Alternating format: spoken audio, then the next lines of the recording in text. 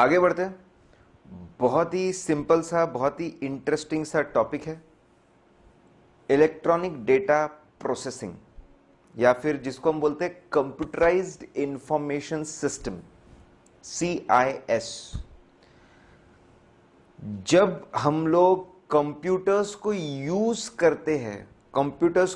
करते हैं, हमारे ट्रांजैक्शंस की इंफॉर्मेशन को रिकॉर्ड करने के लिए, प्रोसेस करने के लिए, रिपोर्ट जनरेशन के लिए, तो हम बोलते हैं कि हम मैन्युअल अकाउंटिंग सिस्टम से आगे बढ़ के हम लोग इलेक्ट्रॉनिक डेटा प्रोसेसिंग या फिर कंप्यूटराइज्ड इंफॉर्मेशन सिस्टम में पहुंच गए हैं। So when we use one or more computers for recording information, for processing information, for generating output, record करने के लिए, प्रोसेस करने के लिए, आउटपुट जनरेट करने के लिए, जब इन चीजों में हम कंप्यूटर्स की मदद लेना शुरू कर दे तो उसको बोलते हैं इलेक्ट्रॉनिक डेटा प्रोसेसिंग, या फिर उसको बोलते हैं कंप्यूटराइज्ड इंफॉर्मेशन सिस्टम। तो सर इसमें इतनी बड़ी बात क्या है? इसमें बड़ी बात तो है। क्या है इतनी बड़ी बात इसमें? करेक्ट। वेल, जैसे ही ये आया तो बहुत सारे चेंजेस इसकी वजह से आए हैं। ठीक है, एग्जाम्पल एक देता हूं मैं आपको, एग्जाम्पल, और फिर उस वही एग्जाम्पल के ऊपर बेस्ड बहुत सारे टॉपिक्स हम डिस्कस कर लेंगे।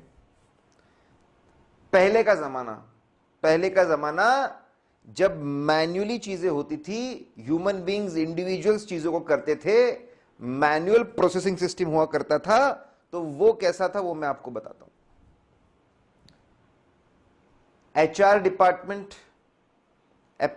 डिपार्टमेंट में 2 क्लर्क, उनके एक हेड है, वो बैठे रहते थे। जब भी कोई नया एम्प्लॉय, ठीक है, मंथ एंड पे जितने भी नए एम्प्लॉयज आए हैं, कौन से एम्प्लॉयज है, कब से ज्वाइनिंग है, क्या टर्म्स एंड कंडीशंस है, नए एम्प्लॉयज, जो लोगों का ट्रांसफर है, ट्रांसफर डिटेल्स, प्रमोशन डिटेल्स, और जो टर्मिनेशन, रेजिग्नेशन है, उसकी डिटेल्स, महीने भर में जितने एम्प्लॉयज आए और जितने एम्प्लॉयज गए, उन सब के सारे डिटेल्स एचआर डिपार्टमेंट के लोग, एचआर डिपार्टमेंट के 2 क्लर्क और उनका हेड एक रिपोर्ट हमको भेजते थे। करेक्ट, कि इस महीने भर में एम्प्लॉयज में क्या क्या चेंजेस हुए। फैक्ट्री में कुछ लोग बैठे हुए हैं, वहां पे उनके 2 क्लर्क और हेड है। महीने भर में क्या अटेंडेंस है एम्प्लॉयज का, अटेंडेंस क्या है, कितने छुट्टियां है, कितने हाफ डेज है, अच्छा कितना ओवर टाइम है, ये फैक्ट्री से आया करता था। फाइनेंस डिपार्टमेंट के लोग, कितना टैक्स डिडक्ट करना है, एम्प्लॉयज कौन से सैलरी के रेंज में आते हैं, उन्होंने कितने इन्वेस्टमेंट्स किए हुए हैं, उनका कितना टैक्स डिडक्ट करना चाहिए, ये फाइनेंस डिपार्टमेंट से लिस्ट मिलती थी। ठीक है, फिर सैलरी डिपार्टमेंट हुआ करता था। सैलरी डिपार्टमेंट में 5 क्लर्क बैठे, बड़े बड़े रजिस्टर्स लेके बैठे सैलरी डिपार्टमेंट में क्लर्क। एम्प्लॉयज की पूरी लिस्ट है, और एक एक एम्प्लॉयज की लिस्ट है, पूरी कॉलम में एम्प्लॉयज के नाम है, और ठीक है, एम्प्लॉयज के नाम है पूरे। फिर एक एक बहुत बड़ा कॉलम है, जैन, फेब, मार्च, अप्रैल, मई, जून, सबका। हर एम्प्लॉय के सामने एक बड़ा बॉक्स है कैलकुलेशन के लिए। पांचों बैठकर एक एक एम्प्लॉय की salary, basic salary plus over time minus deduction for leave minus provident fund minus tax plus HRA, जो भी कैलकुलेशन है वो करके एक एक की सैलरी कंप्यूट करते थे। एक एक की सैलरी कंप्यूट होती थी। करेक्ट, इस तरीके से प्रोसेसिंग होती थी। तो एचआर डिपार्टमेंट से रिपोर्ट्स आना, फैक्ट्री से रिपोर्ट्स आना, फाइनेंस डिपार्टमेंट से रिपोर्ट्स आना, सैलरी डिपार्टमेंट का बैठना, उनका एक एक कैलकुलेशन करना मैन्युअली, सबकी सैलरी तय हो जाना, फिर सीएफओ सैलरी को चेक करते थे रैंडमली, और फिर वो नाम के चेक सबके नाम से बन जाते थे। ऐसा कामकाज हुआ करता था, ऐसे कामकाज चलता था, ऐसे चीजें चलती थी, उसको हम लोग मैन्युअल प्रोसेसिंग बोलते थे। बहुत ही मजे से काम चलता था, बहुत बढ़िया। ठीक है, तो सैलरी प्रोसेसिंग में डेटा कहां से आया, कैसे कैलकुलेट हुआ, कैसे उसका पेमेंट हुआ, ये सारी बातें साफ साफ नजर आती थी। ठीक है, वो साल बीता, ऑडिट खत्म हो गया। अगले साल कंपनी ने पूरे सिस्टम को कंप्यूटराइज कर दिया। कंप्यूटर्स हर जगह लेके आ गए। एचआर डिपार्टमेंट में कंप्यूटर है, फैक्ट्री में कंप्यूटर है, फाइनेंस डिपार्टमेंट में पीसी है, सैलरी डिपार्टमेंट में पीसी है। ये सारे पीसीज एक में से कनेक्टेड है। कंप्यूटर्स आ गए हर जगह पे। ठीक है, एवरीवेयर कंप्यूटर, ये सारे पीसी एक में से कनेक्टेड है और इसमें सॉफ्टवेयर्स है। ठीक है, अब हमने बोला महीने भर में क्या चेंजेस होते हैं। बोले वो लोग सिस्टम में चीजों को डाल देते हैं और सिस्टम में चीजें अपडेट हो जाती है। जितने नए एम्प्लॉयज आए गए अपने आप सिस्टम में अपडेट हो जाता है। तो महीने भर में कितने एम्प्लॉयज आए, कितने एम्प्लॉयज गए, कहां पे है, कहां पे है, सिस्टम में। कितनी छुट्टियां है, कितना ओवर टाइम है, एम्प्लॉयज पंच कार्ड यूज करते हैं, स्वाइप कार्ड यूज करते हैं, अपने आप सिस्टम में कैप्चर हो जाता है। एम्प्लॉय अपने डिटेल्स डाल देते हैं, कितना इन्वेस्टमेंट किया है, सिस्टम अपने आप कैलकुलेट करता है कितना टैक्स डिडक्ट करना है। बस कुछ बटन दबाओ तो सैलरी अपने आप प्रोसेस होती है, पूरी लिस्ट निकल जाती है। सीएफओ चेक करते हैं, फिर बटन दबाओ तो अपने आप सारे चेक प्रिंट हो जाते हैं, या फिर ऑनलाइन ट्रांसफर हो जाता है, सबके अकाउंट में ऑनलाइन ट्रांसफर हो जाता है। तो साहब इसको बोलते हैं computerise information system, electronic data processing. जैसे ही कंप्यूटर्स आ गए सब कुछ सिस्टम में होने लगा। Everything started happening in system. Information collect करने का तरीका, प्रोसेस करने का तरीका, आउटपुट का तरीका, अकाउंटिंग का तरीका, सब कुछ बदल जाता है इलेक्ट्रॉनिक डेटा प्रोसेसिंग में, कंप्यूटराइज इंफॉर्मेशन सिस्टम में। तो अगर इतनी सारी चीजें बदल जाती है तो बट ऑब्वियस है that it is going to affect audit also. Audit पे भी असर डालेगा ये, और बहुत बड़ा असर डालेगा। उसी के ऊपर पूरा चैप्टर है ये। दिस कंप्लीट चैप्टर इज क्या चेंजेस हुए कंप्यूटर्स की वजह से, कैसे इससे निपटे, कैसे इसको समझे, कैसे इसको समझकर अपना ऑडिट अच्छे से करें। ठीक है, बहुत सारी बातें पढ़ने वाले हैं। सबसे पहले हम लोग पढ़ने वाले हैं कि एंटिटी पे क्या इंपैक्ट है, एंटिटी के ऑर्गेनाइजेशनल क्या इंपैक्ट है। ऑर्गेनाइजेशनल इंपैक्ट देखने वाले, ऑर्गेनाइजेशन स्ट्रक्चर, ऑर्गेनाइजेशनल इंपैक्ट क्या है, जो काम करने के तरीका है, procedures, design of the internal control system, उस पर क्या इंपैक्ट है। फिर जो रूटीन प्रोसेसिंग होती है उस पर क्या इंपैक्ट है। एंटिटी पे क्या इंपैक्ट है, एंटिटी के ऑर्गेनाइजेशन स्ट्रक्चर्स पे क्या चेंजेस है, उनका जो इंटरनल कंट्रोल का डिजाइन है उसमें क्या चेंजेस है, प्रोसेसिंग में क्या चेंजेस है, वो देखने वाले हैं। ऑडिट पे क्या इंपैक्ट है, what is the impact on auditing, वो हम लोग देखने वाले हैं। करेक्ट। फिर चेंजेस को लेकर ही क्या ऑडिट करना आसान हो गया है, इट हैज बिकम इजी, वो देखेंगे। ऑडिट ट्रेल पे क्या इंपैक्ट है वो देखेंगे। तो पहले जो 4 इसमें टॉपिक है, first 4 topics, they are simply related to कि what is the impact, what is the change, क्या फर्क पड़ रहा है उन सबसे। फिर ये समझने के बाद हम लोग, ठीक है, ईडीपी सिस्टम में कौन सी बातें समझनी चाहिए, किस तरह के कंट्रोल्स होते हैं, टाइप्स ऑफ कंट्रोल्स, कौन सी बातें हमें समझनी चाहिए, किस तरह के कंट्रोल्स होते हैं, what type of controls are there, वो देखने वाले हैं। कंट्रोल्स रिव्यू कैसे करना, रिलायबल है कि नहीं वो कैसे देखना, वो देखने वाले हैं। अब सिस्टम सब समझने के बाद ऑडिट करना पड़ेगा, ऑडिट तो करेंगे ही। ऑडिट करते हम एक स्पेशल चीज यूज कर सकते हैं, कैट, कंप्यूटराइज ऑडिट टेक्निक, वो हम लोग देखेंगे। और आखिरी में हम लोग सर्विस ब्यूरोज, हम अपना काम दूसरों को आउटसोर्स कर सकते हैं। कंपनी वाले लोग अपना काम दूसरों को आउटसोर्स कर सकते हैं, आउटसोर्सिंग। ये ऐसे 402 में भी इसका रेफरेंस आता है, ऐसे 402 में भी इसका रेफरेंस आता है आउटसोर्सिंग का, सर्विस ऑर्गेनाइजेशन का। इस पे एक क्वेश्चन है, वो हम लोग देखेंगे। हर जगह पे at every place appropriate examples are given. Italics में जितनी बातें दी जाए वो मैंने लिखी है, वो समझने के लिए इंपॉर्टेंट है। एग्जाम में अगर आप उसको एज एग्जाम्पल लिखना चाहते हैं तो बिल्कुल लिख सकते हैं। सबसे पहले फर्स्ट थिंग इज, ये ईडीपी के वजह से, ये सीआईएस के वजह से क्या फर्क पड़ रहा है, व्हाट इज द इंपैक्ट, वो हमको देखना जरूरी है। तो पहला जो इंपैक्ट है, first impact is concentration of functions and knowledge. Concentration of functions and knowledge, ठीक है। इसको बहुत ही सिंपल शब्दों में बोलूं, कॉन्सेंट्रेशन मतलब बहुत ही एक जगह पे आ जाना, सब कुछ कम जगह पे आ जाना, उसको बोलते कॉन्सेंट्रेट होना। पहले लोग ज्यादा होते थे, मैनुअल सिस्टम में ज्यादा लोग होते थे, इलेक्ट्रॉनिक सिस्टम में लोग कम हो चुके हैं, कॉन्सेंट्रेशन, लोग कम हो चुके हैं, और उसमें से भी कुछ ही लोगों के पास में पूरा नॉलेज है, पूरा नॉलेज है, पूरा अंडरस्टैंडिंग है, पूरा कंट्रोल है। एंड लोग कम हो गए तो आप सोच रहे होंगे कॉस्ट कम हो गया, बहुत अच्छी बात है, लेकिन लोग कम हो गए, कुछ ही लोगों के पास पूरा नॉलेज है, ठीक है। It weakens internal control system, segregation of duty कम हो जाता है, इंटरनल चेक कम हो जाता है, यह हमारे सिस्टम को वीक कर देता है।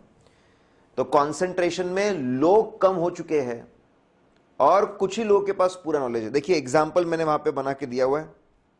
पहले दो क्लर्क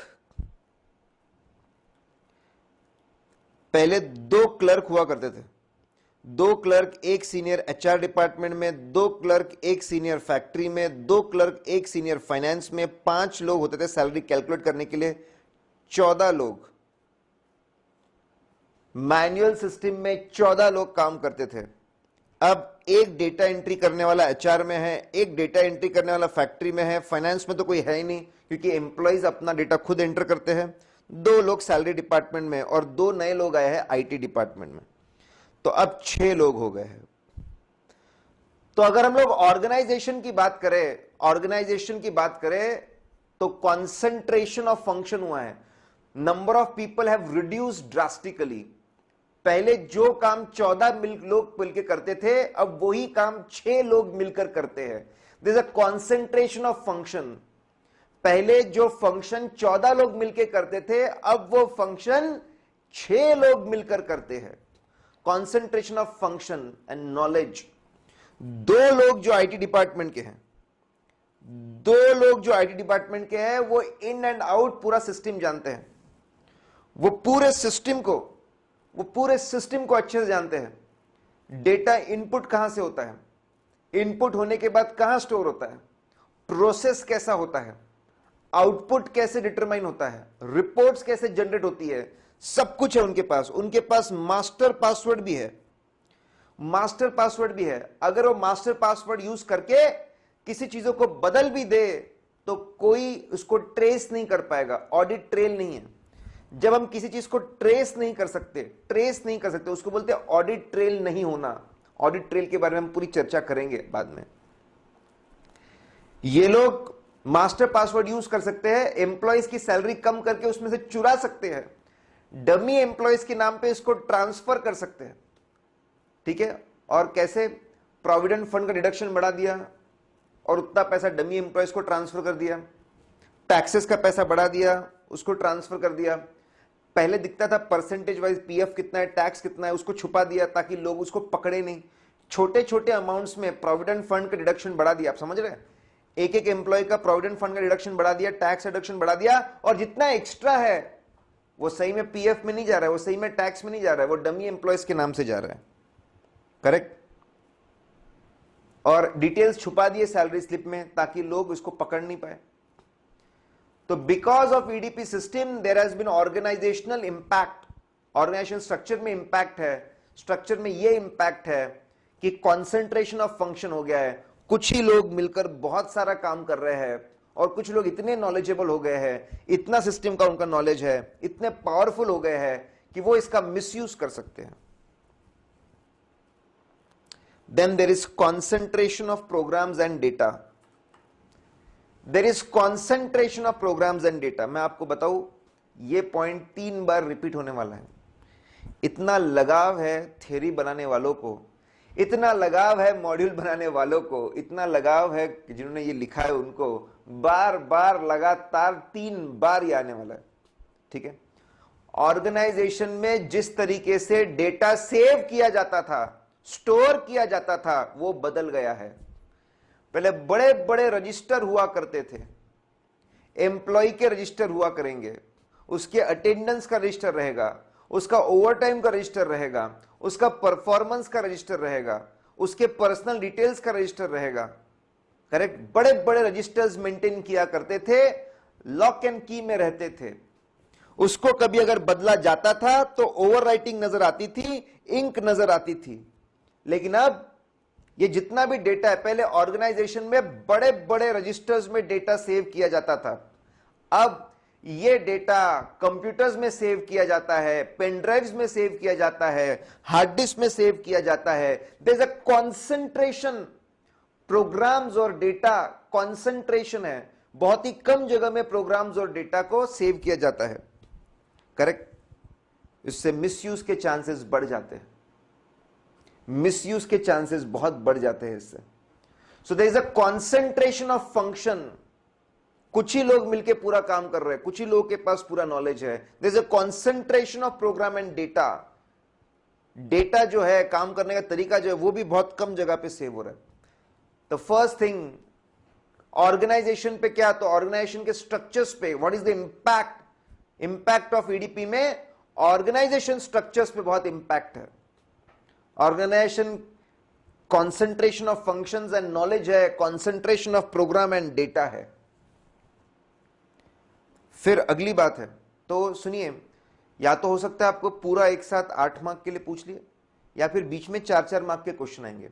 ऑर्गेनाइजेशन स्ट्रक्चर पे क्या इंपैक्ट है, उस पर 4 मार्क का क्वेश्चन आ सकता है। फिर अगला बहुत ही interesting, design and procedural aspects. जो काम करने के प्रोसीजर थे, काम करने का सिस्टम था, जो डिजाइन था, स्टेप बाय स्टेप जो काम करने का डिजाइन था, जो प्रोसीजर था, उस पे क्या इंपैक्ट है, व्हाट इज द इंपैक्ट, उस पे क्या इंपैक्ट है। ठीक है, what is the change in the design and procedure. तो उसके लिए एक बहुत ही वाहियात सा निमोनिक है। एसएससी 10th की एग्जाम जब हो जाती है तो आदमी में एक बहुत बदलाव आता है, वहां से बदलाव शुरू हो जाते हैं आदमी के अंदर, स्टूडेंट्स के अंदर, बच्चों के अंदर बड़े बड़े बदलाव। तो एसएससी का डीपी देख के समझ गए कि डिजाइन बदल जाएगा। देखो बहुत ही वाहियात है, मुझे पता है। एसएससी 10th के बाद का डीपी देख के, एसएससी का डीपी देख के समझ गए कि अब डिजाइन बदल जाएगा। बोलो डिजाइन कब बदलेगा, अब भैया डिजाइन कब बदलेगा, बोलो एसएससी का डीपी देखकर, एसएससी का डीपी देखकर समझ गए कि क्या बदल जाएगा, डिजाइन बदल जाएगा। Correct, S stand for single transaction update multiple database computer files. Design, काम करने का तरीका बदल गया साहब, काम करने का तरीका बदल गया, डिजाइन बदल गई है। एसएससी का डीपी 5 पॉइंट है, 4 मार्क के लिए आएगा। S stand for single transaction updating multiple files. एक गुड्स डिलीवर किए, एक डिस्पैच डॉक्यूमेंट है, उससे सेल्स भी अपडेट हो जाता है, डिस्पैच डॉक्यूमेंट से सेल्स भी अपडेट हो जाता है, डिस्पैच डॉक्यूमेंट से इन्वेंट्री रिकॉर्ड्स भी अपडेट हो जाते हैं, डिस्पैच डॉक्यूमेंट से डेटर भी अपने आप चेंज हो जाते हैं, डिस्पैच डॉक्यूमेंट से टैक्सेशन। एक सेल्स का फॉर्म भरने से सारे सेल्स की भी एंट्री हो गई।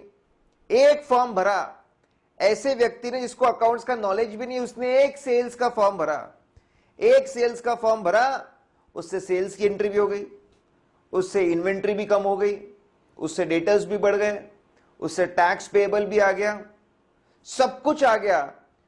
Single transaction has multiple effects. नए एम्प्लॉय को हम लोगों ने जैसे ही रजिस्टर किया, अपने आप अटेंडेंस रजिस्टर में उसका नाम आ गया, परफॉर्मेंस रजिस्टर में उसका नाम आ गया, ओवर टाइम रजिस्टर में उसका नाम आ गया। Single transaction, multiple effect. This is how design of the processing has changed. Design change हो गई साहब। एक ट्रांजैक्शन से मल्टीपल इफेक्ट्स हो रहे हैं। S stand for system generated transaction. Again system generation transaction आ गए। हमारे इसमें लिखा हुआ है कि एम्प्लॉयज हमारे पास में सिक्योरिटी डिपॉजिट जमा करेंगे 1 लाख रुपए का। जॉब ज्वाइन करते वक्त एम्प्लॉयज 1 लाख रुपए का डिपॉजिट रखेंगे और उसके ऊपर हम लोग 10% का इंटरेस्ट रेट देंगे। उनके सैलरी के साथ उसको मिलेगा। हर महीने ऑटोमेटिकली वो इंटरेस्ट कैलकुलेट होता है और सैलरी में ऐड हो जाता है। सिस्टम जनरेटेड ट्रांजैक्शन बोलते हैं इसको। जब सॉफ्टवेयर खुद ट्रांजैक्शंस को इनिशिएट करता है, प्रोसेस करता है, उसका इफेक्ट देता है, उसको बोलते हैं सिस्टम जनरेटेड ट्रांजैक्शंस। बैंक्स में बहुत फेमस है। Daily interest calculation is system generated. Cheque bounce हुआ तो उसके चार्जेस लगेंगे, it is system generated. Negative balance चल रहा है, मिनिमम बैलेंस के नीचे जा रहा है तो उसका फाइन लगेगा, it is system generated. Bank में बहुत सारे ट्रांजैक्शन सिस्टम जनरेटेड होते हैं। इसमें अपने आप उसमें कोई जब ट्रांजैक्शन अपने आप शुरू होता है, प्रोसेस होता है, उसमें कोई इनिशिएशन नहीं लगता, कोई ऑथराइजेशन नहीं लगता, कुछ नहीं लगता, तो सिस्टम जनरेटेड ट्रांजैक्शन आ गए। ये चेंज है, ठीक है, काम करने के तरीके में चेंज है, प्रोसीजर्स के डिजाइन में चेंज है। कंसिस्टेंसी ऑफ द परफॉर्मेंस, क्योंकि सिस्टम्स इन्वॉल्व है, मशीन्स इन्वॉल्व है, सॉफ्टवेयर इन्वॉल्व है, ये कंसिस्टेंटली एक ही काम करते हैं। एक बार हमने जो प्रोग्राम लिख दिया, एक बार जो सिस्टम लॉजिक लिख दिया, वो सिस्टम लॉजिक के हिसाब से सारे ट्रांजैक्शन प्रोसेस करेंगे। There is a consistency of the performance. 10 transaction हो कि 100 ट्रांजैक्शन हो कि 1000 ट्रांजैक्शन हो, उससे कोई फर्क नहीं पड़ेगा। They will consistently perform it. लेकिन ह्यूमन बींग्स में ऐसा नहीं होता। ज्यादा ट्रांजैक्शन में गलती हो सकती है, दबाव ज्यादा बढ़ गया तो गलती हो सकती है, हड़बड़ाहट में गलती हो सकती है, लेकिन अब सिस्टम में कंसिस्टेंसी ऑफ द परफॉर्मेंस है। कंसिस्टेंसी ऑफ द परफॉर्मेंस है। इसमें कभी कभी बुरी बात भी हो सकती है। हमने सभी एम्प्लॉयज के लिए 10% दिवाली बोनस अनाउंस किया। 10% हम लोगों ने दिवाली बोनस अनाउंस किया। सिस्टम ने सबको उठा के 10% दिवाली बोनस दे दिया। लेकिन 25 एम्प्लॉयज ऐसे थे जो टॉप परफॉर्मर थे, उनको 2 व्हीलर्स या फिर किसी को 4 व्हीलर मिली थी, उनको अलग से 10% का बोनस नहीं देना था, लेकिन सिस्टम ने तो उठा के सबको बोनस दे दिया। कंसिस्टेंसी के वजह से कभी कभी एरर्स भी आ सकते हैं, ठीक है। Consistency of the performance is good, but sometimes because of consistency errors में अराइज, ऐसा भी हो सकता है। इन बैंक मैंने ये खुद एक सेमिनार में अटेंड कर रहा था, तो तब वहां पे उन्होंने बताई थी बात कि सीनियर सिटीजन्स के लिए, एक बैंक में सीनियर सिटीजन के लिए 1.5% से इंटरेस्ट बढ़ा दिया गया। तो बैंक के एम्प्लॉय ने उठा के 1.5% से इंटरेस्ट बढ़ा दिया। अब सॉफ्टवेयर ने जितने सीनियर सिटीजन्स थे, उनके जितने डिपॉजिट्स थे, सबका इंटरेस्ट बढ़ा दिया। लेकिन मजे की बात, सिर्फ जो नए कस्टमर हमको ज्वाइन होने वाले हैं, सिर्फ उनका इंटरेस्ट रेट 1.5% से बढ़ना था, लेकिन सभी सीनियर एम्प्लॉयज का 1.5% से इंटरेस्ट रेट बढ़ गया। तो जो ओल्ड कस्टमर्स थे, अब क्या करना, सिस्टम में चेंज करना, ठीक है, मैन्युअली रिवर्स करना पड़ा उनको। हर ब्रांच के लोगों को मैन्युअली रिवर्स करना पड़ा इंटरेस्ट, करेक्ट। तो कंसिस्टेंसी अच्छी चीज है, लेकिन आपने ध्यान से उसको यूज करना चाहिए। D for data and program storage media. पहले बैंक्स में ये पॉइंट फिर से रिपीट हो रहा, बता रहा हूं मैं, 3 बार रिपीट होने वाला है, पहली मैंने बोल दिया, इससे बहुत लगाव है इनको। ऑर्गेनाइजेशनल चेंजेस के बारे में हम लोग जब बात कर रहे थे, ऑर्गेनाइजेशनल चेंजेस के बारे में हम लोग जब बात कर रहे थे, तब भी यह बात आई थी, concentration of data and program. ठीक है, अब यहां पे बोल रहे हैं बिकॉज ऑफ कॉन्सेंट्रेशन, एक जगह पे आ चुका है सब कुछ, तो स्पेस कम हो गई होगी, कॉस्ट कम हो गई होगी, ठीक है, लेकिन वर्नरेबिलिटी, ठीक है, वर्नेबल हो गया है डेटा, मतलब चांसेस, सेफ्टी, सिक्योरिटी कम हो गई है। अब ये डेटा बड़े आसानी से कोई भी एक्सेस कर, मतलब कोई दूर बैठा है, कोई दूर बैठा है, थाउजेंड्स ऑफ माइल्स दूर बैठा है, लेकिन अगर हैकर है सिस्टम में घुस के उसको एक्सेस कर सकता है। लोग बहुत दूर दूर से सिस्टम के थ्रू उसको एक्सेस कर सकते हैं, उसको मॉडिफाई कर सकते हैं, उसको डिलीट कर सकते हैं। सिस्टम सेफ्टी और सिक्योरिटी में प्रॉब्लम है। आप सब जानते ही है, रैंसमवेयर का अटैक हुआ था, रैंसमवेयर अटैक, करेक्ट। उस वजह से डेटा आपका पूरा इनक्रिप्ट हो जाएगा, जब तक आप पैसे नहीं दोगे आपको डेटा वो रिलीज नहीं होता है, करेक्ट। तो ये प्रॉब्लम है डिजाइन में। प्रोग्राम्ड कंट्रोल प्रोसीजर्स,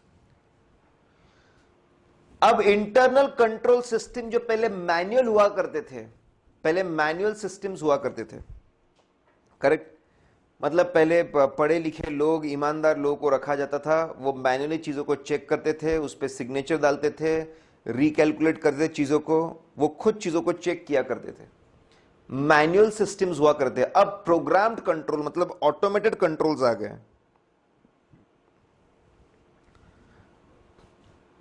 पहले अगर डेटा कॉन्फिडेंशियलिटी मेंटेन करनी है तो रजिस्टर्स को बंद करके एक अलमारी में रखा जाता था और उसकी चाबी सिर्फ एक ही बंदे के पास रहती थी।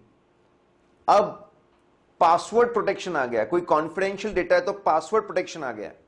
प्रोग्राम्ड कंट्रोल, अब सिस्टम के अंदर कंट्रोल्स आ गए, सिस्टम या ऐसा सिस्टम के प्रोसीजर्स बराबर प्रोग्राम कंट्रोल आ गए, ऑटोमेटेड कंट्रोल आ गए, कंप्यूटर और सॉफ्टवेयर बेस्ड कंट्रोल आ गए। अब कॉन्फिडेंशियलिटी मेंटेन करनी है तो पासवर्ड प्रोटेक्शन होता है। सिस्टम में पासवर्ड प्रोटेक्शन का कॉन्सेप्ट है, उससे हम लोग कॉन्फिडेंशियलिटी को प्रोटेक्ट कर सकते हैं, करेक्ट। एक्सेप्शन रिपोर्टिंग करवा सकते हैं। अगर पॉजिटिव प्रोविडेंट फंड माइनस होने की जगह प्लस हो रहा है, टैक्स माइनस होने की जगह प्लस हो रहा है, तो एक्सेप्शन, जब भी ऐसी अजीब चीजें होती है उसकी रिपोर्ट निकल सकती है, उसको हम चेक कर सकते हैं कहां पे गड़बड़ तो नहीं है। ओवर टाइम जो पॉजिटिव होता है निगेटिव हो रहा है, बोनस भी निगेटिव हो रहा है, एक्सेप्शन रिपोर्टिंग। अजीबोगरीब चीजें होती है तब तो हम ऐसा प्रोग्राम बना सकते हैं कि जब भी अजीबोगरीब चीजें हो तो उसकी लिस्ट बनकर प्रिंट होके मैनेजमेंट को मिल जाए, एम्प्लॉयज को मिल जाए, उसको एक्सेप्शन रिपोर्टिंग। रीजनेबल, जब कोई चीज रीजनेबल नहीं होती है, ओवर टाइम 50% से बढ़ जाना, सैलरी बहुत ज्यादा बढ़ जाना as compare to last month, छुट्टियां 26 के ऊपर हो जाना, ओवर टाइम पर डे 8 घंटे के ऊपर चले जाना, जब भी चीजें अनरीजनेबल हो जाती है तो सिस्टम अपने आप अनरीजनेबल चीजों की लिस्ट जनरेट करेगा और फिर हम देख सकते कोई गड़बड़ तो नहीं है। तो प्रोग्राम्ड कंट्रोल आ गया। हम लोग डिस्कस कर रहे हैं impact of EDP, impact of CIS. EDP और सीआईएस का क्या इंपैक्ट है वो हम लोग डिस्कस कर रहे हैं। पहला हमने बोला और concentration of functions and knowledge, concentration of program and data, organisation पे क्या इंपैक्ट है। डिजाइन में हमने बोला एसएससी का डीपी देख के लगता है डिजाइन बदल जाएगा। सिंगल ट्रांजैक्शन से प्रोसेसिंग होती है, S stand for system generated transaction से प्रोसेसिंग होती है, सी स्टैंड फॉर कंसिस्टेंट प्रोसेसिंग होती है, डी स्टैंड फॉर डेटा और प्रोग्राम की रिस्क बढ़ चुके हैं, वर्नेबिलिटी बढ़ चुकी है, P stand for programmed controls अब आ चुके हैं, ऑटोमेटेड कंट्रोल्स आ चुके हैं, सॉफ्टवेयर हार्डवेयर बेस्ड कंट्रोल्स आ चुके हैं। तीसरा है प्रोसेसिंग पे क्या इंपैक्ट है। अभी सिस्टम के डिजाइनिंग पे क्या इंपैक्ट है वो देखा। जो डे टू डे प्रोसेसिंग होती है उस पे क्या इंपैक्ट है। सबसे बड़ी चीज absence of input documents,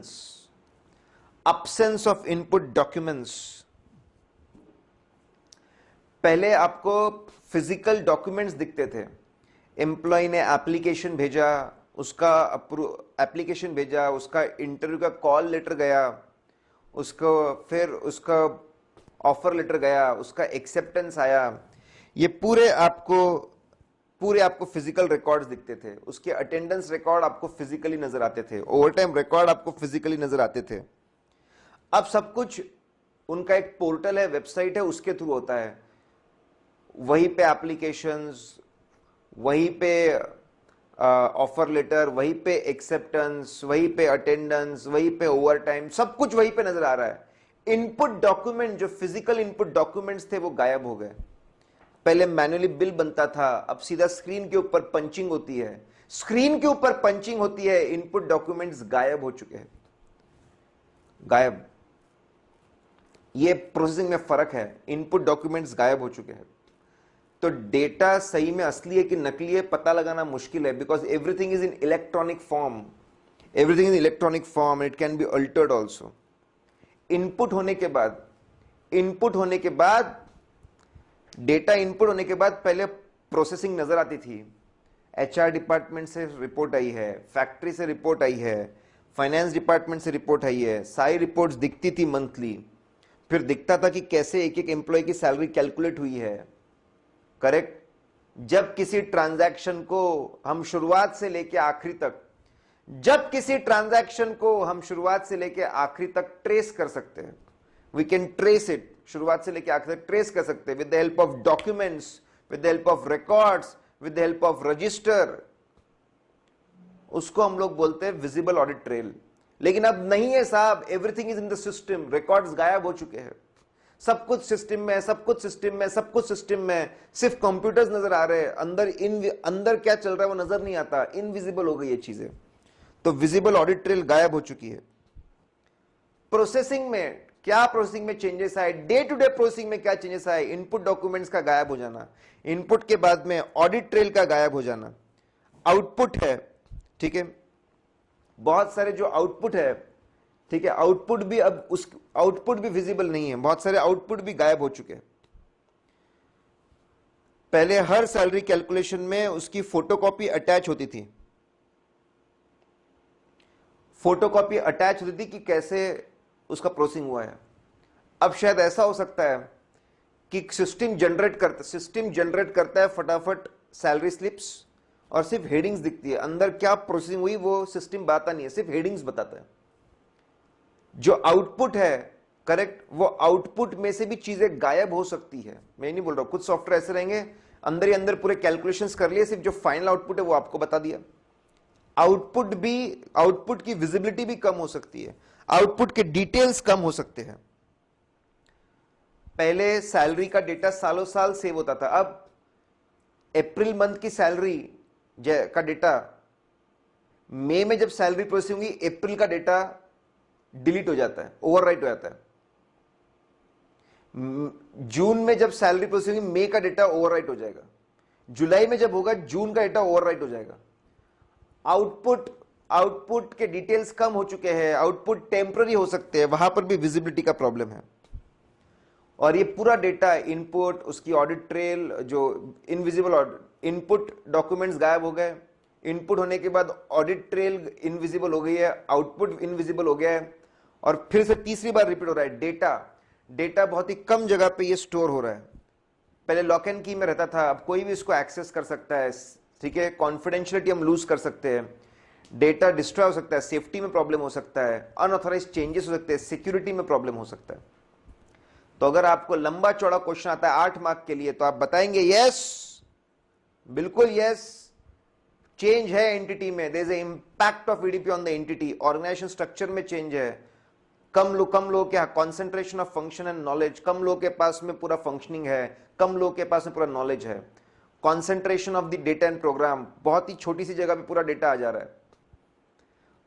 changes है आपके सिस्टम का जो डिजाइनिंग है उसमें चेंजेस है, एसएससी का डीपी से समझा कि डिजाइन बदलने वाला है, एसएससी का डीपी डिजाइन कब बदलने वाला है, एसएससी का डीपी, करेक्ट, शॉर्टकट याद रखिए, समझना जरूरी है और याद रखना भी जरूरी है। फिर डे टू डे प्रोसेसिंग में चेंज आएगा। देखो कॉमन सेंस है, पहले इनपुट आता है तो इनपुट डॉक्यूमेंट्स गायब हो गए, फिर प्रोसेसिंग होती है तो उसकी ऑडिट ट्रेल गायब हो गई, आउटपुट की कुछ डिटेल्स गायब हो गए, और इन सब का डेटा जो है दैट इज एट रिस्क। तो ये चेंज है। So definitely there is a impact, काफी ज्यादा इंपैक्ट हुआ है ऑर्गेनाइजेशन के ऊपर। नेक्स्ट है ऑडिट पे क्या इंपैक्ट है। What is impact on auditing. Auditing पे बहुत इंपैक्ट है सर। मैंने बोला ये पूरा आपको 6 मार्क के लिए आ सकता है, या फिर इसमें से कुछ चीजें आ सकती है आपको 2-4 मार्क के लिए, 2 से 4 मार्क, 2 से 4 मार्क के लिए आ सकती है। पॉइंट्स जैसे थ्योरी में लिखे जाते हैं, हम उसी तरीके से इसको याद रखें बिल्कुल जरूरी नहीं है। हमारा खुद का सीक्वेंस बनाएंगे। आपको पॉइंट से मतलब वो पॉइंट्स हम सारे आपको बताएंगे, याद हमारे फ्लो में रखेंगे हम। नंबर 1, क्या objective and scope of audit बदल चुका है। ऑब्जेक्टिव ऑडिट पहले भी था कि चेकिंग करना, एविडेंस इकट्ठा करना और बताना weather financial statement give true and fair view. आज भी ऑब्जेक्टिव वही है, चेकिंग करना, एविडेंस कलेक्ट करना और बताना weather financial statements give true and fair view. आज भी वही उसका ऑब्जेक्टिव है, कोई चेंज नहीं है उसमें, there is no change at all. लेकिन इंफॉर्मेशन को स्टोर करने का, प्रोसेस करने का, आउटपुट का तरीका बदल गया, अकाउंटिंग का तरीका बदल गया, तो ऑडिटर को भी अपना तरीका बदलना पड़ेगा, ऑडिटर को नए सिस्टम्स को समझना पड़ेगा।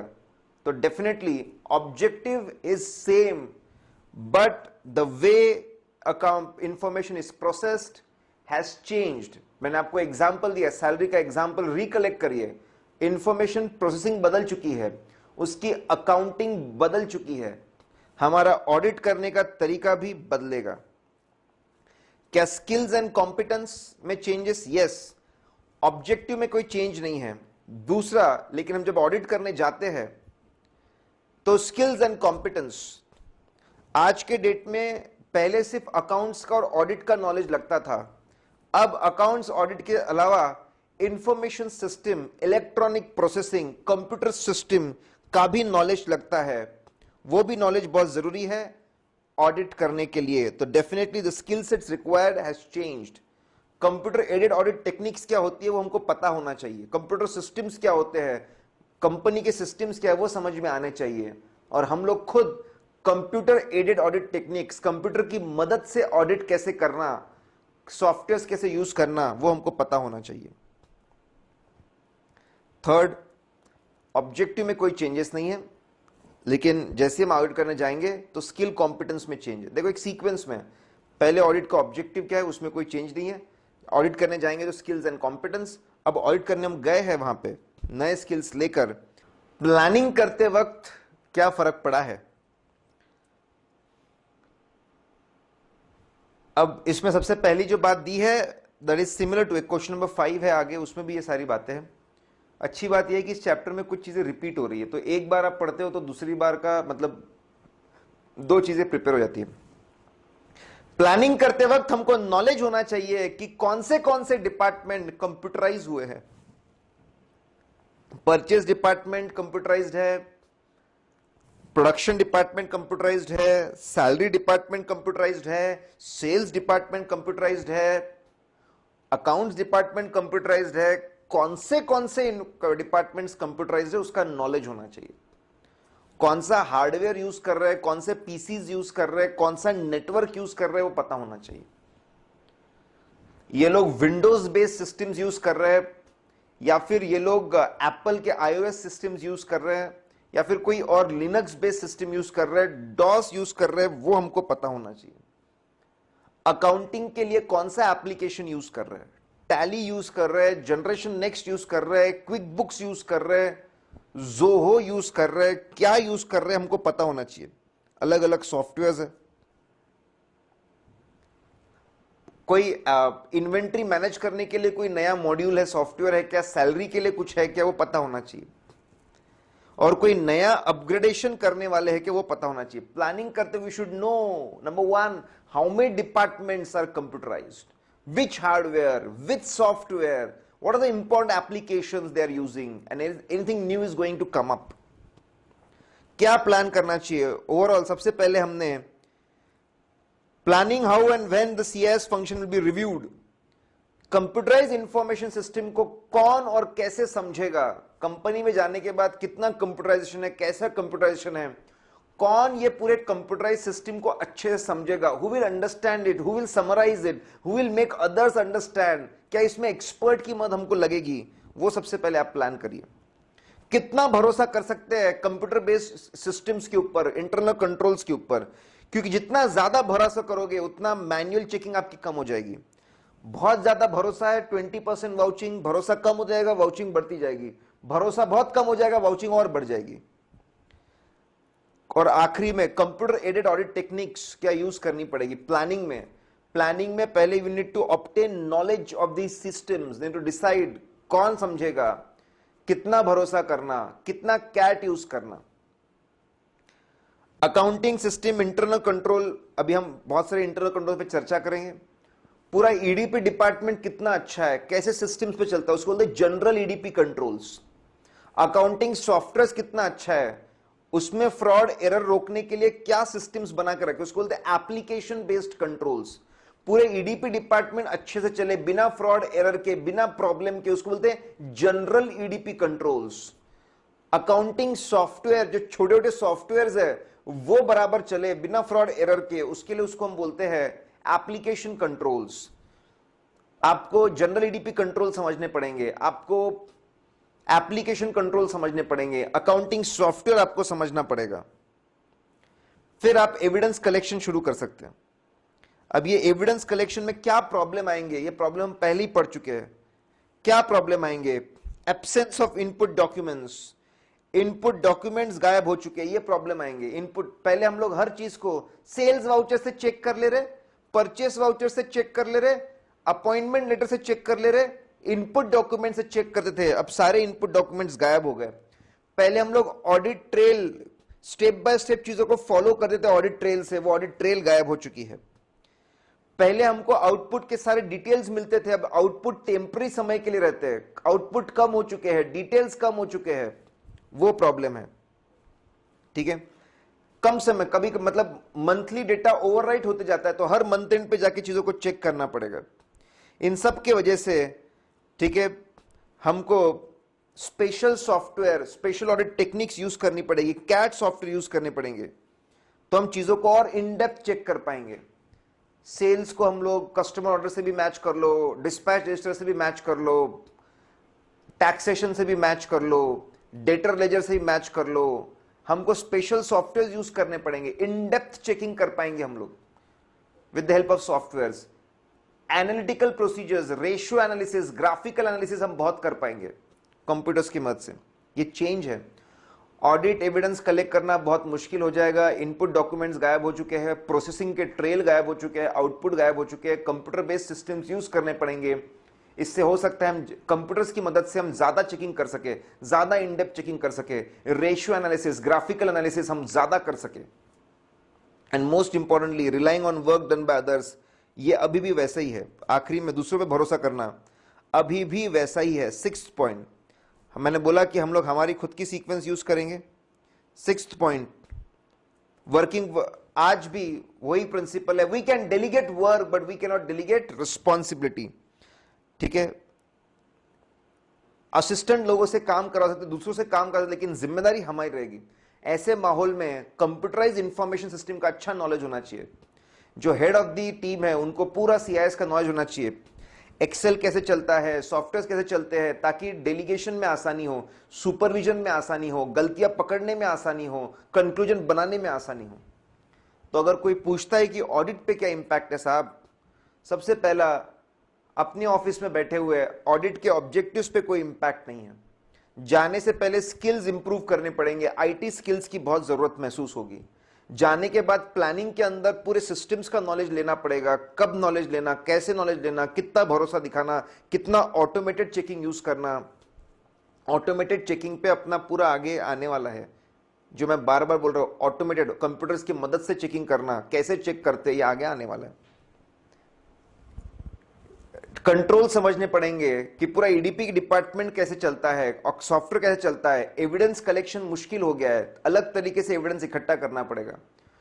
डेलीगेशन ऑफ वर्क तो आज भी है, but we cannot delegate responsibility, इसलिए हमको सिस्टम और जानने पड़ेंगे ताकि हम डेलीगेशन अच्छे से कर सके, सुपरविजन अच्छे से कर सके, रिव्यू अच्छे से कर सके, क्वालिटी ऑफ ऑडिट इंप्रूव कर सके। 6 चेंजेस है, correct.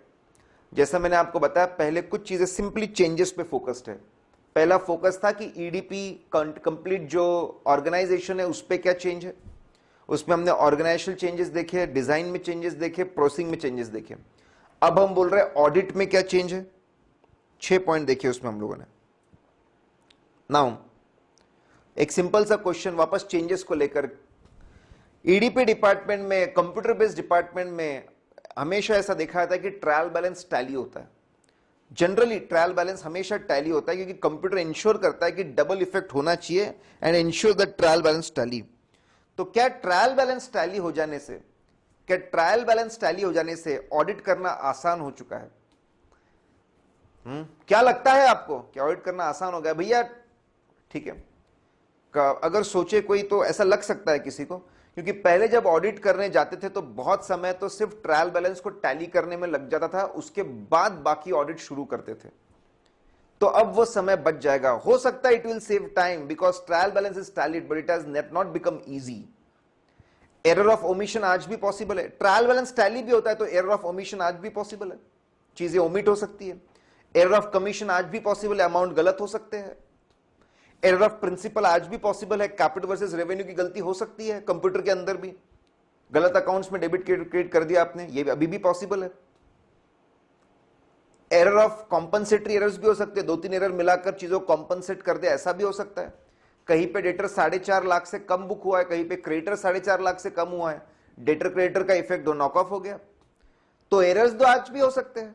Window dressing, accounts manipulation आज भी हो सकता है।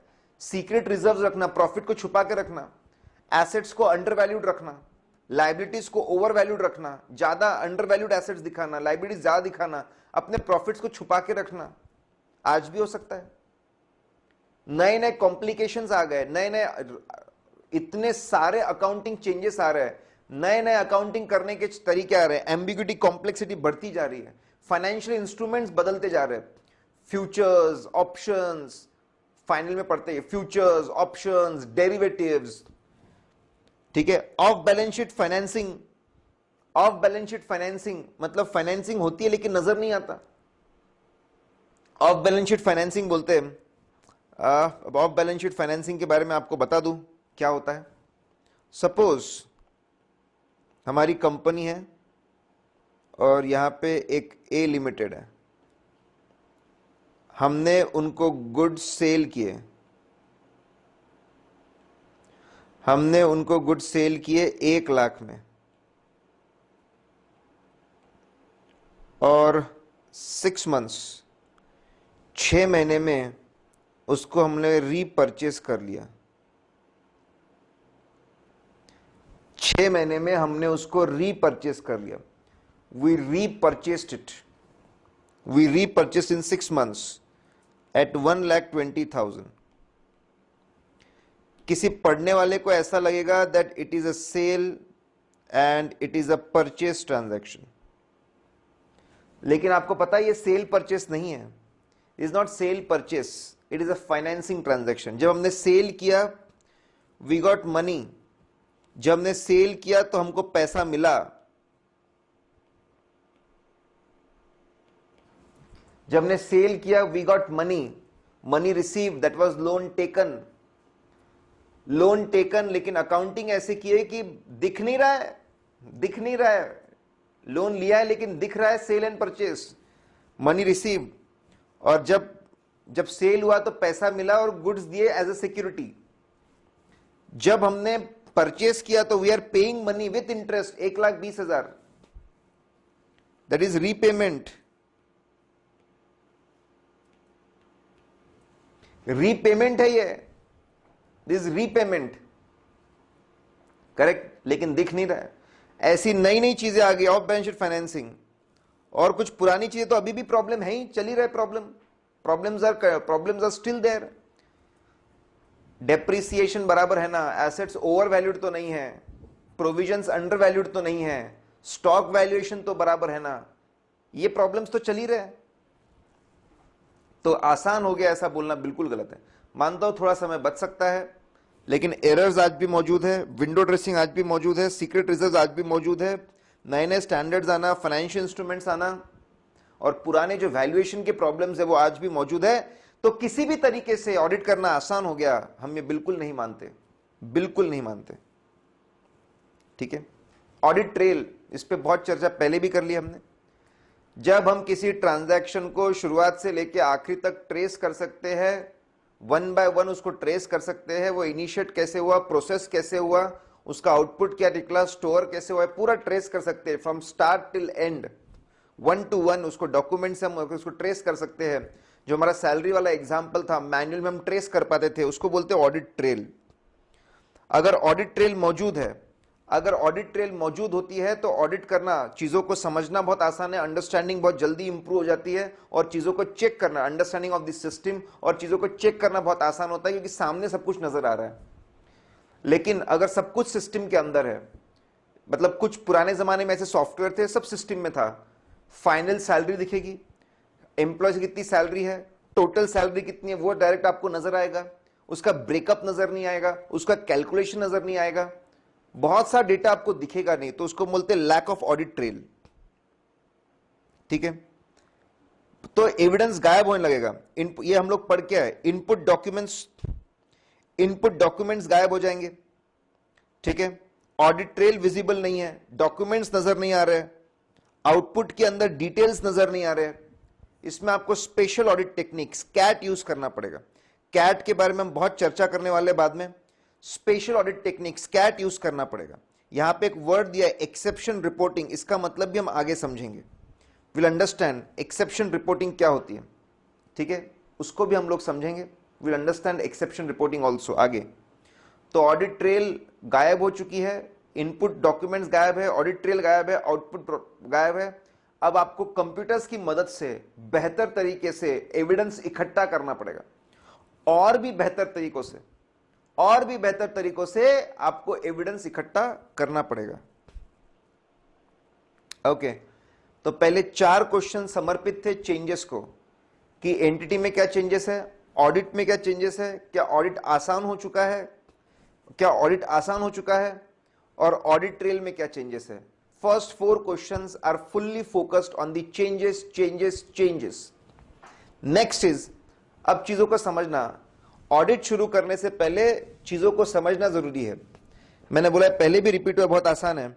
Extent of computerisation, extent of computerisation, कितने कितने, कौन से डिपार्टमेंट्स, कौन से डिपार्टमेंट्स, कौन से processes, purchase process, expense process, salary process, production process, sales process, कौन से डिपार्टमेंट्स, कौन से प्रोसेसेस में कंप्यूटराइजेशन है, फुल कंप्यूटराइजेशन है, पार्शियल कंप्यूटराइजेशन है, कितने मैनुअल रिकॉर्ड्स है, यह समझना जरूरी है। कंप्यूटराइजेशन तो हार्डवेयर कौन सा यूज कर रहे हैं, विच हार्डवेयर, ठीक है, कौन से कंप्यूटर्स यूज कर रहे हैं, कौन से पीसीज यूज कर रहे हैं, इंटेल बेस्ड है, कौन से प्रोसेसर्स है, कितने पावरफुल है, क्या फीचर्स है, करेक्ट इनपुट डिवाइसेस क्या है, स्टोरेज डिवाइसेस क्या है, इंटरकनेक्टिविटी क्या है, वो कौन से कंप्यूटर्स है, कीबोर्ड है, माउस है, स्कैनर्स है, नेटवर्क्स क्या है, ये जानना जरूरी है। सॉफ्टवेयर कौन से यूज कर रहे हैं, एमएस डॉस यूज कर रहे हैं, लिनक्स यूज कर रहे हैं, विंडोज यूज कर रहे हैं, ठीक है। ऑपरेटिंग मेथड्स कैसे है, क्लाउड बेस्ड कंप्यूटिंग है, मतलब इज इट सर्वर, पूरी कंप्यूटिंग सर्वर पे हो रही है क्या, सर्वर बेस्ड पूरी कंप्यूटिंग हो रही है क्या, या फिर स्टैंड अलोन, सब स्टैंड अलोन, खुद अपनी प्रोसेसिंग खुद कर रहे हैं क्या, या सर्वर पे प्रोसेसिंग हो रही है क्या, या क्लाउड बेस्ड कंप्यूटिंग है, कैसी कंप्यूटिंग है, सिस्टम लॉजिक क्या कैसा है, प्रोसेसिंग का फ्लो कैसा है, प्रोग्रामिंग कैसी है, और रिपोर्ट्स कौन सी जनरेट होती है, कैसे कैसे जनरेट होती है, कितनी एक्यूरेसी है रिपोर्ट की, वो बहुत आसान है, जाते से ही समझिए। एक्सटेंट ऑफ कंप्यूटराइजेशन, कौन सा हार्डवेयर यूज कर रहे हैं, कौन सा सॉफ्टवेयर यूज कर रहे हैं, कौन से ऑपरेटिंग सिस्टम्स यूज कर रहे हैं, उसके अंदर कौन सा ऑपरेटिंग मेथड्स कैसे हो रही है, खुद अपने कंप्यूटर पे प्रोसेसिंग है, सर्वर पे प्रोसेसिंग है, क्लाउड बेस्ड प्रोसेसिंग है, कैसे प्रोसेसिंग चल रही है, सिस्टम लॉजिक क्या है, प्रोग्रामिंग कैसी है, और रिपोर्ट्स कौन सी जनरेट होती है, कैसे जनरेट होती है, उसकी एक्यूरेसी क्या है। ये 6 बात साहब बहुत सिंपल है, एकदम फ्लो में है कि एक एक एक एक एक एक एक एक एक एक आपको समझना है। अब हमको समझना है कंट्रोल्स बदल चुके हैं, ठीक है। पहले अच्छे ईमानदार लोग नॉलेजेबल लोग को रखना और इस तरीके से रखना कि एक का काम दूसरा का आदमी अपने आप चेक करे, सेग्रीगेशन ऑफ ड्यूटी, अप्रूवल्स, ऐसा सिस्टम्स हुआ करते, इंटरनल कंट्रोल सिस्टम्स। अब कंप्यूटर्स आने के बाद कंट्रोल्स बदल गए हैं थोड़े, तो उससे रिलेटेड कंट्रोल समझना जरूरी है। जनरली ऑर्गेनाइजेशन में एक ईडीपी डिपार्टमेंट होता है, आईटी डिपार्टमेंट होता है। पूरे ईडीपी डिपार्टमेंट से संबंधित जो कंट्रोल्स होते हैं उनको जनरल ईडीपी कंट्रोल्स बोलते हैं। और जो छोटे छोटे सॉफ्टवेयर यूज कर रहे हैं, इन्वेंट्री मैनेज करने के लिए सॉफ्टवेयर, सैलरी प्रोसेसिंग के लिए सॉफ्टवेयर, अकाउंटिंग के लिए सॉफ्टवेयर, ठीक है, एम्प्लॉय मैनेज करने के लिए सॉफ्टवेयर, जो छोटे छोटे सॉफ्टवेयर यूज कर रहे हैं उसको एप्लीकेशंस बोलते हैं। There is application controls. Let's see one by one, बहुत आसान है। एक स्टोरी हम लोग पढ़ेंगे, उससे हमको पूरी चीजें याद हो जाएगी, ठीक है, बड़े आसानी से इसको याद कर लेंगे। तो आप जो होनहार बुद्धिमान शक्तिमान हो, आप जो बहुत ही होनहार बुद्धिमान और शक्तिमान हो, ठीक है, हाँ मैं आपकी बात कर रहा हूं। तो ऐसा हम बोलते हैं कि आप एक कंपनी में ऑडिट करने जा रहे हैं, उनका 10,000 करोड़ का टर्नओवर है, 10,000 करोड़ का टर्नओवर है। और वो कंपनी की खास बात यह है कि वो लोग ईडीपी डिपार्टमेंट उनका पूरा है, इलेक्ट्रॉनिक डेटा प्रोसेसिंग वो लोग करते हैं, they have electronic data processing. और आप सुबह 10 बजे का समय है, आपको बुलाया गया है, आइए हमारे ईडीपी डिपार्टमेंट से रूबरू होइए, ईडीपी डिपार्टमेंट के सिस्टम्स को आप समझिए। जैसे ही आप गए तो वहां पे लाइन से ट्रायंगल बनाकर पूरा डिपार्टमेंट आपके स्वागत के लिए खड़ा हुआ है। डिपार्टमेंट हेड है, उनका नाम है, उनका डेजिग्नेशन लगा हुआ है, वो जो सूट पहने उसके ऊपर, उसके पीछे उनके 3 लोग हैं, उनका नाम, उनके रिस्पॉन्सिबिलिटीज डिफाइंड है, उनके नीचे उनके और पीछे और पीछे और पीछे, ऐसा पूरा ट्रायंगल बना के रखा हुआ है। There are adequate number of people, EDP department में एडिक्वेट नंबर ऑफ पीपल है, नॉलेजेबल पीपल है, roles and responsibilities of each and every person is defined, reporting hierarchy fix है, ऑर्गेनाइजेशन स्ट्रक्चर फिक्स है। ऐसा डिपार्टमेंट जिसमें adequate लोग हैं, knowledgeable लोग हैं, रोल्स एंड रिस्पॉन्स डिफाइंड है, ऑर्गेनाइजेशन हायरार्की है, रिपोर्टिंग स्ट्रक्चर है, इसको बोलते हैं ऑर्गेनाइजेशन एंड मैनेजमेंट कंट्रोल। पूरा ईडीपी डिपार्टमेंट बहुत अच्छे से एस्टैब्लिश किया हुआ है, हमारा विश्वास बहुत बढ़ जाता है। ये ईडीपी डिपार्टमेंट पे भरोसा करेंगे, ये ईडीपी डिपार्टमेंट बिल्कुल भरोसे लायक है, हम इसके ऊपर भरोसा करेंगे। करेक्ट। ऑर्गेनाइजेशन मैनेजमेंट कंट्रोल्स, अगर इतना सब कुछ है तो हमारा विश्वास बढ़ जाएगा। मतलब इतना अच्छा उन्होंने पूरा डिपार्टमेंट सेटअप करके रखा हुआ है, उसको बोलते हैं good organisation and management control, उन पे विश्वास बढ़ जाएगा। फिर ट्रायंगल बना के रखा था, बीच में से वो रास्ता बनाते हैं हमारे लिए, बीच में से रास्ता बनाते हैं और हम उस पर वॉक कर रहे हैं, और दोनों तरफ से, ठीक है, फूलों की बरसात हो रही है, हमारा स्वागत हो रहा है, ठीक है, ड्रामेटिक थोड़ा सा। जैसे हम जाते हैं, ईडीपी डिपार्टमेंट का बहुत बड़ा एक गेट है, उसमें छोटा सा और एक गेट है, जैसे जेल में होता है, बहुत बड़ा गेट, एक छोटा सा और एक गेट है। बोले सर इससे आगे अगर आपको जाना है तो आपको आई कार्ड लगेगा, ये आपका आई कार्ड हमने रेडी रखा है, आपको स्वाइप कार्ड लगेगा, ये स्वाइप कार्ड आपका रेडी रखा है, और आप जाते वक्त आपकी एंट्री होगी पूरी, आते वक्त आपकी पूरी एंट्री होगी, अंदर जाने के बाद में भी आपके आईकैड पे जो कंप्यूटर का पीसी नेम लिखा हुआ है वही पीसी पे आप बैठ सकते हैं। बहुत ही बढ़िया। अनऑथराइज्ड लोगों को दूर रखा गया है, अनऑथराइज्ड लोगों को दूर रखा गया है। कौन कौन से पीसी पे बैठेगा वो भी तय किया गया है। अगर आप अनऑथराइज्ड लोगों को दूर रखोगे, ठीक है, लोगों को पीसी से दूर रखोगे, कंप्यूटर ऑपरेशन कंट्रोल बहुत बढ़िया, इतना स्ट्रिक्ट है एंट्री और कौन कहां बैठेगा। अनऑथराइज्ड लोग ऐसे ही दूर हो जाएंगे, गलत लोग ऐसे ही दूर हो जाएंगे। बहुत ही बढ़िया, सिस्टम पे भरोसा और बढ़ गया। हम अंदर गए, हमारा पीसी 23 लिखा हुआ था, तो पीसी 23 पे हम बैठ गए। हमने जैसे ही शुरू किया तो बूट होता ना जब सिस्टम, तभी पासवर्ड मांगा। फिर विंडोज आया, फिर पासवर्ड मांगा। वहां पे लिख कर आया, वहां पर लिख कर आया कि your log in and log out time will be recorded and activities you do will be also recorded. System passwords मांगता है दो, log in log out time record करता है, आप जो एक्टिविटीज परफॉर्म करते हो उसको रिकॉर्ड करता है। कुछ भी गलत होगा तो सिस्टम उसको पकड़ लेगा, उसको बोलते हैं सिस्टम सॉफ्टवेयर कंट्रोल। सुपर्ब। और ये सॉफ्टवेयर में कोई चेंजेस अलाउड नहीं है, वहां पे लिखा हुआ है no one can change system software without permission of the administrator and CFO of the company. Superb. Version number लिखा हुआ है वहां पे, कौन सा वर्जन का सिस्टम चल रहा है। बहुत बढ़िया। फिर डेस्कटॉप ओपन होता है, आप उस पर क्लिक करते हो, परचेस पे क्लिक करते हो, purchase module access denied, production module access denied, salary module access denied, inventory module access denied, sales module access denied. वहां पे एक ऑडिटर्स मॉड्यूल था, एक्सेस ग्रांटेड। आप ऑडिटर हो, आप अकाउंटिंग एंट्री पास करने नहीं आए हो, आप चीजों को चेक करने आए हो। आपके पास में सिर्फ रीड करने के राइट्स है और रिपोर्ट जनरेट करने के राइट्स है, सिर्फ auditors module. Program data and program control, सबको हर चीज का एक्सेस नहीं है। Everyone is not having access to everything. Purchase वाले को सिर्फ परचेस और क्रेडिटर का एक्सेस है, सेल वाले को सिर्फ सेल्स और डेटर का एक्सेस है, सैलरी वाले को सिर्फ सैलरी का एक्सेस है, ऑडिटर को सिर्फ रीड करने का एक्सेस है और रिपोर्ट जनरेट करने का एक्सेस है। इसको बोलते good data entry and program control.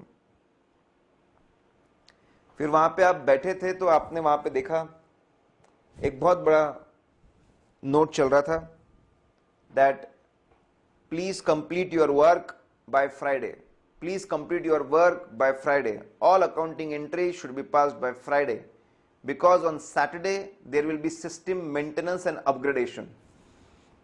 पूरा काम खत्म करें। सैटरडे को सिस्टम अपग्रेडेशन एंड मेंटेनेंस है।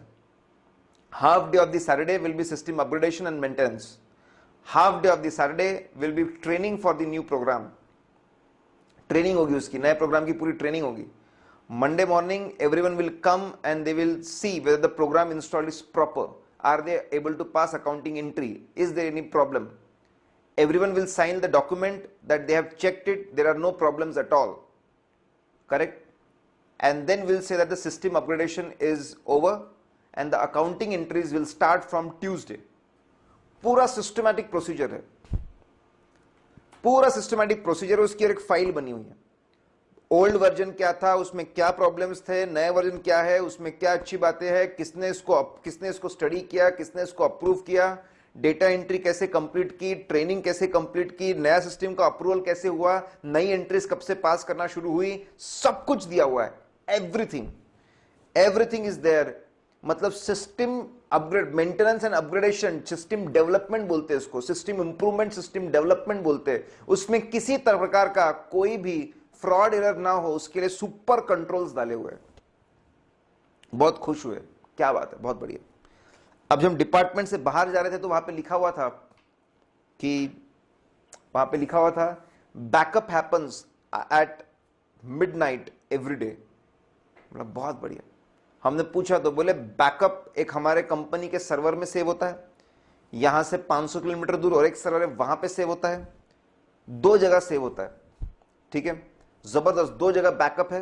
अगर हमको कभी रिट्रीव करना है तो सीईओ और सीएफओ दोनों के पास में पासवर्ड है, दोनों एक साथ पासवर्ड डालते तो डेटा रिट्रीव हो जाएगा कभी भी किसी भी वक्त। सुपर बैकअप सिस्टम है और सुपर रिकवरी सिस्टम्स भी है। दिल खुश हो गया। ऐसे एडीपी डिपार्टमेंट पे हम पूरा भरोसा करेंगे। देखो बहुत आसान है। All the internal control systems which relate to the overall EDP department, they are called general EDP controls. अगर जनरल ईडीपी कंट्रोल्स अच्छे होंगे तो उसके अंदर चलने वाले सॉफ्टवेयर भी अच्छे से चलेंगे। वहां पे गए, लोग दिखे, रोल्स एंड रिस्पॉन्स डिफाइंड है, ऑर्गेनाइजेशन मैनेजमेंट कंट्रोल। अंदर जाके अंदर जाना और कौन से पीसी पे बैठना, इसके रूल्स रेगुलेशंस है, कंट्रोल्स है, जबरदस्त। कंप्यूटर ऑपरेशन कंट्रोल, पीसी पे जाके बैठे हम लोग तो वहां पे सिस्टम ने बहुत सारी चीजें हमसे पूछी और बोले सिस्टम अपग्रेडेड है, उसको चेंज नहीं कर सकते, सिस्टम सॉफ्टवेयर कंट्रोल। फिर हमने क्लिक मारे तो data entry and program controls. फिर हमने वहां पे देखा अनाउंसमेंट, वहां समझा सिस्टम डेवलपमेंट मेंटेनेंस कंट्रोल्स। वापस आ रहे तो हमने देखा, क्या देखा, system recovery, system offsite backup and recovery controls. सारे के सारे कंट्रोल्स हम लोगों ने, जो सीक्वेंस मैंने आपको बताया उसके पीपीटीज भी है, वो सीक्वेंस में चीजों को याद रखें। एप्लीकेशन ईडीपी कंट्रोल्स तीन प्रकार के होते हैं, input controls, process controls, output controls. बहुत ही आसान। Input, suppose manually sales bill बनते हैं, सपोज कितना कंप्यूटराइजेशन है, that changes from company to company. Manually sales bill बनते हैं, सेल्स के बिल, उसको पंच करते हैं सिस्टम के अंदर। सारे के सारे सेल्स बिल पंच हो रहे ना, कोई ओमिशन तो नहीं है, कोई ओमिशन तो नहीं है। उसके लिए सारे सेल्स बिल का नंबरिंग है और सिस्टम चेक करता है कि सब नंबरिंग है क्या, दैट इज ओमिशन तो नहीं है, इनपुट कंट्रोल। ठीक है, पहले ही सिस्टम पूरा, अगर आप 50 एंटर करने वाले हो तो 50 का सेल्स अमाउंट पहले ही सिस्टम पूछ लेता है और बाद में अब आप एंटर करते उसको चेक करता है। जब आप पंच करना शुरू करते सिस्टम पूछ लेता है what is the total sales value you are going to put. हमने बोला 50 लाख, फिर डालने के बाद चेक करता है कि आपने जितना इनपुट किया उसका 50 लाख है क्या। It ensures accuracy. Input controls ensure there are no omissions, input controls ensure there is accuracy, input control ensure there is no duplication. जैसे एक ही नंबर का 2 वाउचर हुआ उसने एरर मार दिया, देयर इज नो डुप्लीकेशन। ठीक है, input control ensures there is authorisation. ठीक है, हमारा जो सेल्स मैनेजर है वो अपने सिस्टम में अपडेट करता है उसने कितने वाउचर अप्रूव किए, सिर्फ उतने वाउचर यहां पे एक्सेप्ट होते हैं। ऑथराइजेशन है ना, ऑथराइज है ना, उसको इनपुट कंट्रोल्स बोलते हैं। ओमिशंस नहीं होना, एक्यूरेसी होना, डुप्लीकेशंस नहीं होना, ऑथराइजेशन होना, इसको इनपुट कंट्रोल। ठीक है, प्रोसेसिंग, अब सेल्स एंटर हुआ है, सेल्स का पूरा डेटा एंटर हुआ है, उसकी प्रोसेसिंग शुरू होती है। सेल्स अकाउंट अपडेट होगा, डेटर्स अकाउंट अपडेट होगा, इन्वेंटरी रिकॉर्ड्स अपडेट होंगे, टैक्स रिकॉर्ड्स अपडेट होंगे। प्रोसेसिंग में कोई सेल्स ट्रांजैक्शन छूट नहीं जाना, इसलिए वापस नंबर्स फॉलो होते हैं, वाउचर नंबर फॉलो किए जाते हैं। डुप्लीकेशन नहीं होना चाहिए, इससे जैसी प्रोसेसिंग, एक ट्रांजैक्शन की प्रोसेसिंग होती है, करेक्ट, उसको डिस्कार्ड करते उसको वापस यूज नहीं होना चाहिए। क्या सिस्टम आपने बना के रखा है ताकि ओमिशन नहीं हो प्रोसेसिंग के वक्त, ताकि डुप्लीकेशन नहीं हो, डबल एंट्रीज नहीं हो, ताकि एक्यूरेसी मेंटेन रहे। If there is a interruption, किसी भी वजह से इंटरप्शन आ जाता है तो प्रोसेसिंग के वक्त data should not be destroyed, data should not be corrupted. उसके लिए आपने क्या सिस्टम बना के रखा है कि आप पहले टेम्पररी फाइल्स में चेंजेस करते हैं, फिर फाइनल फाइल्स में उसका इफेक्ट लेते हैं, उसको हम प्रोसेसिंग कंट्रोल्स बोलते हैं। प्रोसेसिंग शुरू करने से पहले सारे मेमोरी लोकेशन 0 कर देना ताकि गलती ना, उसको भी प्रोसेसिंग कंट्रोल्स बोलते हैं। ठीक है, एग्जांपल दे रहा हूं मैं उसके।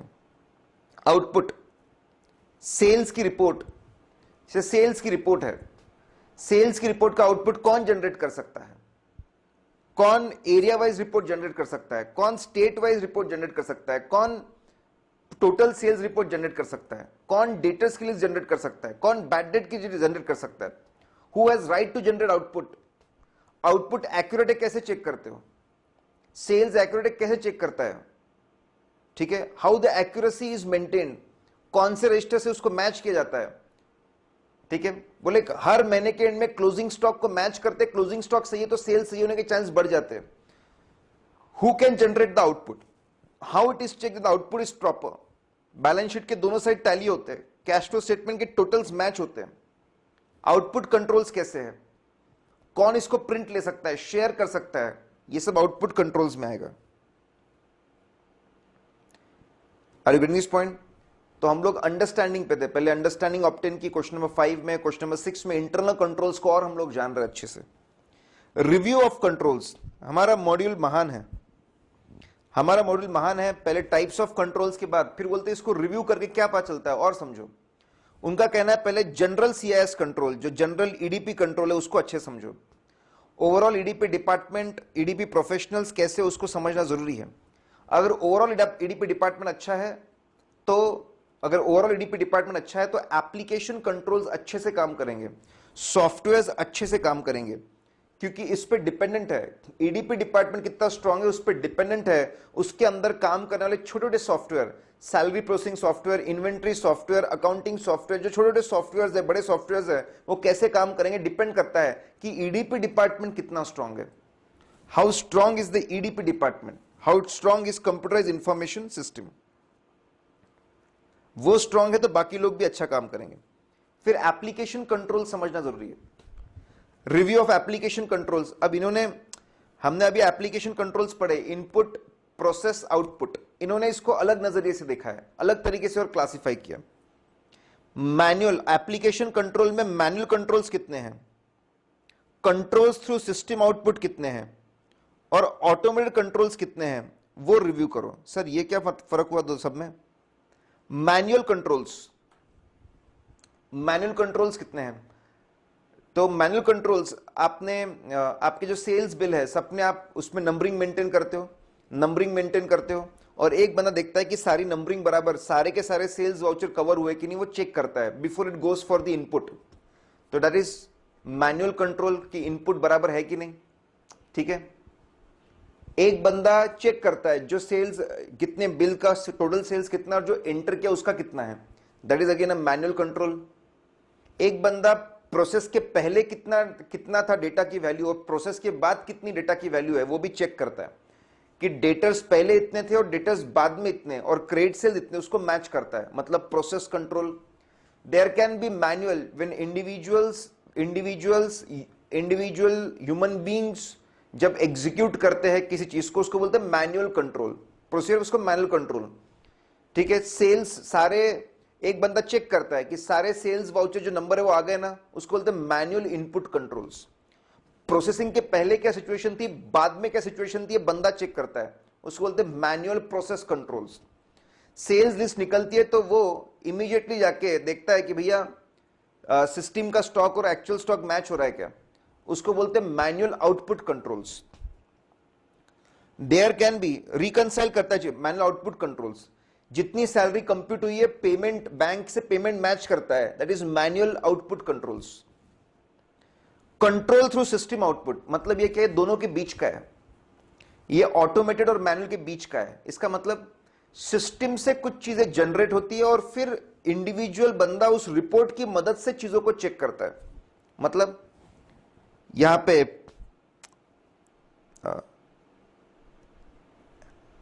एक्सेप्शन, जैसे सिस्टम से लिस्ट निकलती है, कितने सेल्स वाउचर्स गायब है, और फिर बंदा देखता है क्यों गायब है, सही में कैंसल्ड है क्या, क्यों कैंसल्ड है, बिल गलत बना था, कस्टमर बदल गया, कस्टमर ने नहीं बोल दिया, क्या रीजन है कैंसलेशन का, वो चेक करते हैं। मतलब सिस्टम जनरेट करता है रिपोर्ट, उसको इंडिविजुअल स्टडी करता है और कंट्रोल को एग्जीक्यूट करता है। System generates reports and someone else checks it.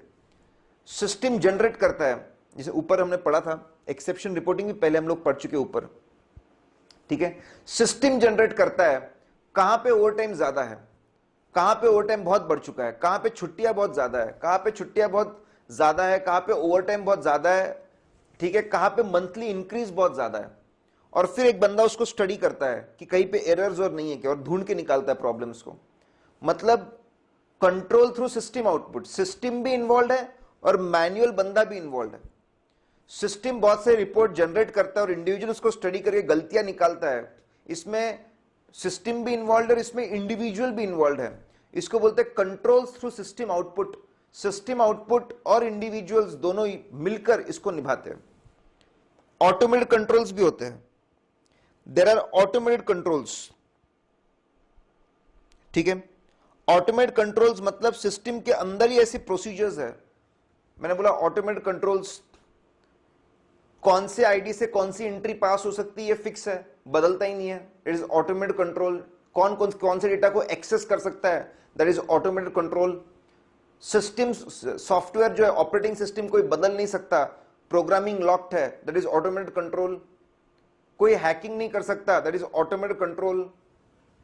कुछ ट्रांजैक्शन ऑटोमेटिक कैलकुलेट होते हैं, that is automated control, correct.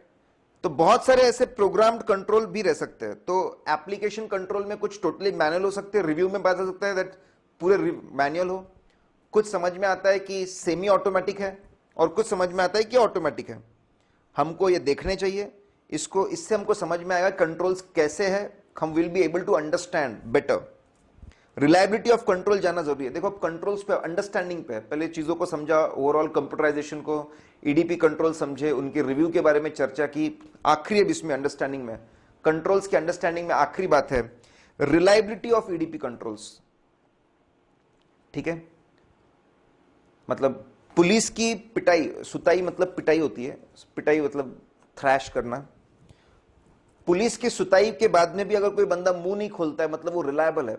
सुताई के बाद, वो उसका निमोनिक है सुताई, सुताई के बाद भी बंदा चुप रहता है मतलब वो रिलायबल बंदा है, ठीक है। Let's see, S stand for, वो सिस्टम रिलायबल है, ठीक है, which is having good security to application software and data files. वो सिस्टम रिलायबल है जो सिक्योरिटी प्रोवाइड करे, जहां पे हैकर्स घुस नहीं सके, हैकिंग नहीं कर सके, एनक्रिप्शन हो, डेटा चुरा नहीं सके।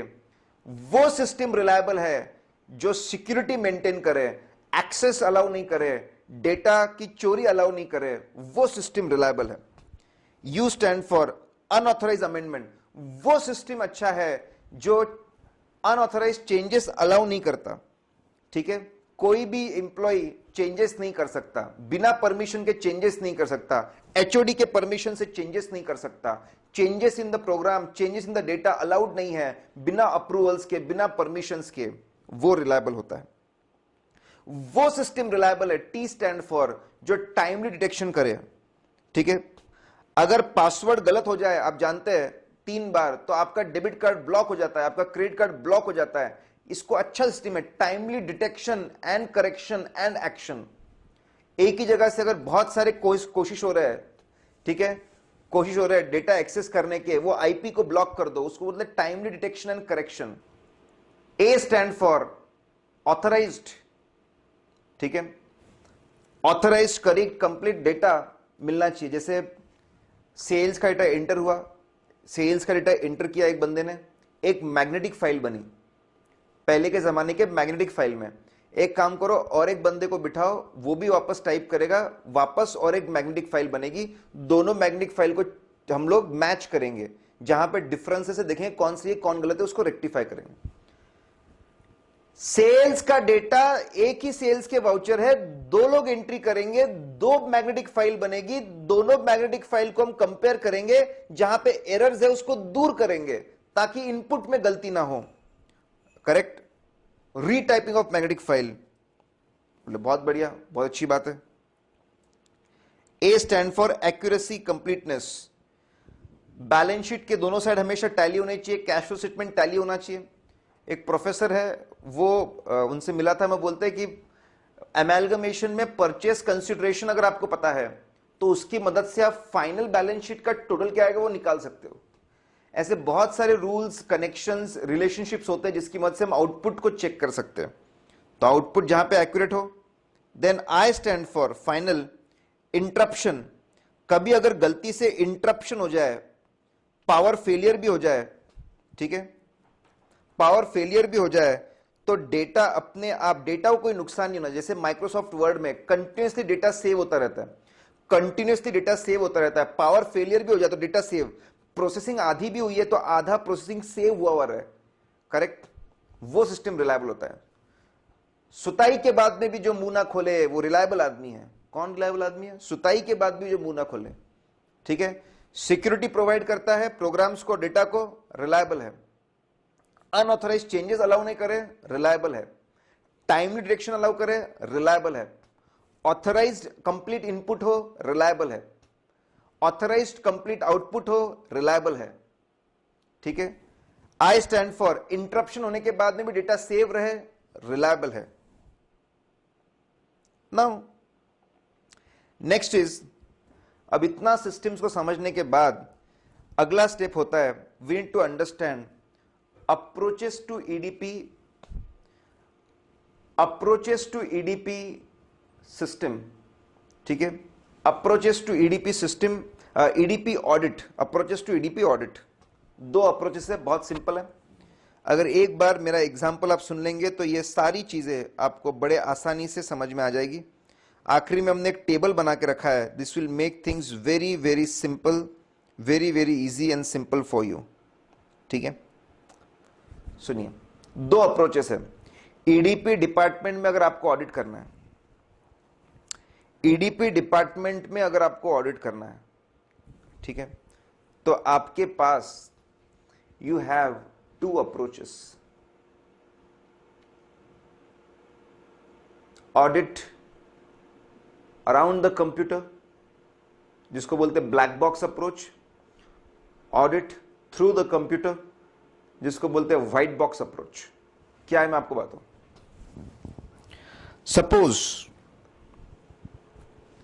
सपोज बहुत ही ये एग्जाम्पल ध्यान रखना, आपको सब कुछ समझ में आ जाएगा। बहुत ही सिंपल सा एक अकाउंटिंग करने का आपका तरीका है। कंप्यूटर में आप फोल्डर बनाते हो, बुक्स ऑफ अकाउंट्स, उस पर क्लिक करते हो तो 3 फोल्डर दिखते हैं, primary books, secondary books, financial statements. Primary books में जाते हो तो cash book, purchase book, sales book, cash book और जर्नल, ऐसे 4 वर्ड फाइल बने हुए हैं। सेकेंडरी बुक्स में क्लिक करते हो तो sales ledger, debtors ledger, general ledger, ऐसे 3 लेजर बने हुए हैं। फाइनेंशियल स्टेटमेंट के फोल्डर क्लिक करते हो, trial balance, balance sheet, PNL, ऐसा बना हुआ है। सब में वर्ड फाइल्स बनी हुए हैं। 3 बुक्स ऑफ अकाउंट्स करके फोल्डर है, primary books, secondary books, financial statement करके फोल्डर है, उसके अंदर पूरे वर्ड फाइल्स है। वर्ड फाइल्स का अगर ओपन करोगे तो फॉर्मेट वैसे ही जैसे मैनुअल होता था। आप जो सिर्फ पेज के ऊपर, आप जो पन्नों के ऊपर, पेज के ऊपर जो चीजें लिखते थे, वो सारी की सारी चीजें आप ये वर्ड फाइल में यूज कर रहे हो, पूरी की पूरी। मतलब computer is used as a data recording machine, storage machine. Computer is used only to record and store data. It is not doing any processing. कोई प्रोसेसिंग नहीं कर रहा है। वर्ड फाइल्स में सिर्फ डेटा को स्टोर कर रहे हैं, रिकॉर्ड कर रहे हैं और स्टोर कर रहे हैं, correct. If computer is used only as a recording machine and a storage machine, अगर उसको आप सिर्फ रिकॉर्डिंग मशीन और स्टोरेज मशीन यूज कर रहे हो, only recording and storage, nothing else. अगर आप उसको स्टोरेज और रिकॉर्डिंग मशीन यूज कर रहे हो, मतलब उसको डंप मशीन है, ऐसा आप उसको यूज कर रहे हो, ऐसे केस में हमको सिर्फ देखना पड़ता है कि बेसिक ऑपरेटिंग सिस्टम और वर्ड बराबर इंस्टॉल हुआ है ना। We have to check only installation of the operating system and the application software. We don't have to check details of the software, we don't have to check programming of the software, we don't have to check complete computer system, सिर्फ installations check कर लिए, ठीक है। We take printouts, हम हर चीज के printout निकालते हैं। We take printouts of the primary books, we take printout of the secondary books and the financial statements, और जैसे मैनुअल ऑडिट करते वैसे ही करते। अगर आप कंप्यूटर को बिल्कुल ज्यादा यूज नहीं कर रहे, उसको सिर्फ रिकॉर्डिंग और स्टोरेज के लिए आप यूज कर रहे हैं, बहुत बहुत बहुत ही सिंपल है, तो आपको सिर्फ इंस्टॉलेशन चेक करना है, अंदर प्रोग्रामिंग, अंदर हार्डवेयर प्रोग्रामिंग सॉफ्टवेयर ज्यादा चेक करने की जरूरत नहीं है। सीधा उसके प्रिंट आउट निकालो और जैसे मैनुअल चेकिंग होती थी वैसी कर डालो। जब आपको कंप्यूटर के अंदर घुसने की जरूरत नहीं होती, उसके अंदर के हार्डवेयर सॉफ्टवेयर को ज्यादा चेक करने की जरूरत नहीं होती, हम सीधा उसके आउटपुट प्रिंट आउट निकाल के मैनुअल जैसे चेकिंग करते थे वैसे कर देते हैं, उसको हम बोलते हैं ब्लैक बॉक्स अप्रोच। उसको बोलते हैं ऑडिटिंग अराउंड द कंप्यूटर, आजू बाजू घूम रहे हैं, अंदर नहीं जा रहे।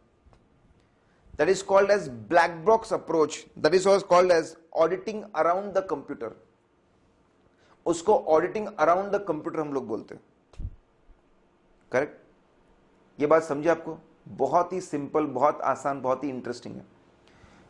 ठीक है, जहां पे सिस्टम्स बहुत ही सिंपल है, कंप्यूटर्स यूज हो रहे हैं, या फिर बहुत ही जनरलाइज, इतना फेमस सॉफ्टवेयर है जो पूरी दुनिया यूज करे, जैसे टैली, या तो बहुत ही सिंपल सिस्टम है, या तो बहुत ही पॉपुलर जनरलाइज सॉफ्टवेयर जैसे टैली है, जहां पे सिस्टम लॉजिक एकदम स्ट्रेट फॉरवर्ड है, बहुत कोई कॉम्प्लेक्सिटी नहीं है, ऑडिट ट्रेल सिस्टमेटिकली समझ में आ रहा है, स्टेप बाय स्टेप चीज समझ में आ रही है। बैच प्रोसेसिंग मतलब कलेक्ट करते ट्रांजैक्शंस फिर प्रोसेस होता है, कलेक्ट करते फिर प्रोसेस होता है, उसको बोलते हैं बैच प्रोसेसिंग।